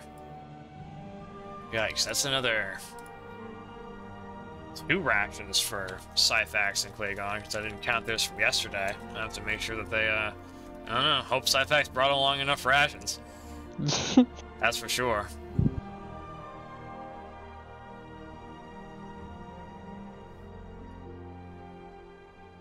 Okay, and with that, you guys spend about the hour eating and I don't know, is there any conversing happening? Yeah, 3rd day of travel, all has gone well. It's about to get a little bit hairy, probably. Is there anything? Yeah, I don't know. I like to talk to Syphax. I say, oh, just need something about this fog forest, huh? I think that's what we're going. Yeah, maybe. Ulzgud, did I hear you talking about the fog forest? Oh yes. That's where we're going. You seem to be the most confident in where we're going. Yeah. What's the deal? Ulzgud Bone-Breaker. I wouldn't necessarily say confident, because guy is a very hard person to find. But we are heading to the fog forest. Huh. To meet someone? My master. Oh. Neat. All right. Well, I mean, he's probably pretty cool, right? I mean, be prepared. Yeah. I hope we don't have to go deep into the fog forest. I haven't really spent much time there myself, but I've heard things from travelers' lips. Beric Dondarrion had a brief stint down there, and from what I heard, he's not keen on going back anytime soon. Keep your wits about you, and watch out for the water. Are we going to be stopping at Kaltong, somewhere along the way? I could use me a nice warm meal. I personally am fine. If the party needs it and we need some more rations and whatnot, I'm down. Well, based on survival projection, it'll be another day at least of travel before you get to the decision on whether you want to go there or not. On the way there, and if you do, it'll be at least a day and a half, 2 days off of your projected time of arrival, or you could try to make a break for the fog forest somewhere, and you would at least get into the fog forest the day after tomorrow if you head straight there. So that's ultimately up to you guys. And that is what you guys will have some time to think about, as I think we will break here, gentlemen, for the night. All right. We've got quite a few days of travel under my belt. I need to run some simulations to account for some of the days. Crunch the numbers. Yeah. Do a little number crunching. You guys will be stepping into the mainland of Elta as the Crimson Bones, no less, a new forged adventuring party. I hope they're all ready for you. Just needless to say. I hope they're ready too. Well, thank you so much, gentlemen, for playing and attending. I hope to see you all next week, of course, for more fun and games. I'll be here as always. And thank you all for watching. Here. Yeah, thank goodness. Thank goodness. Hell yeah.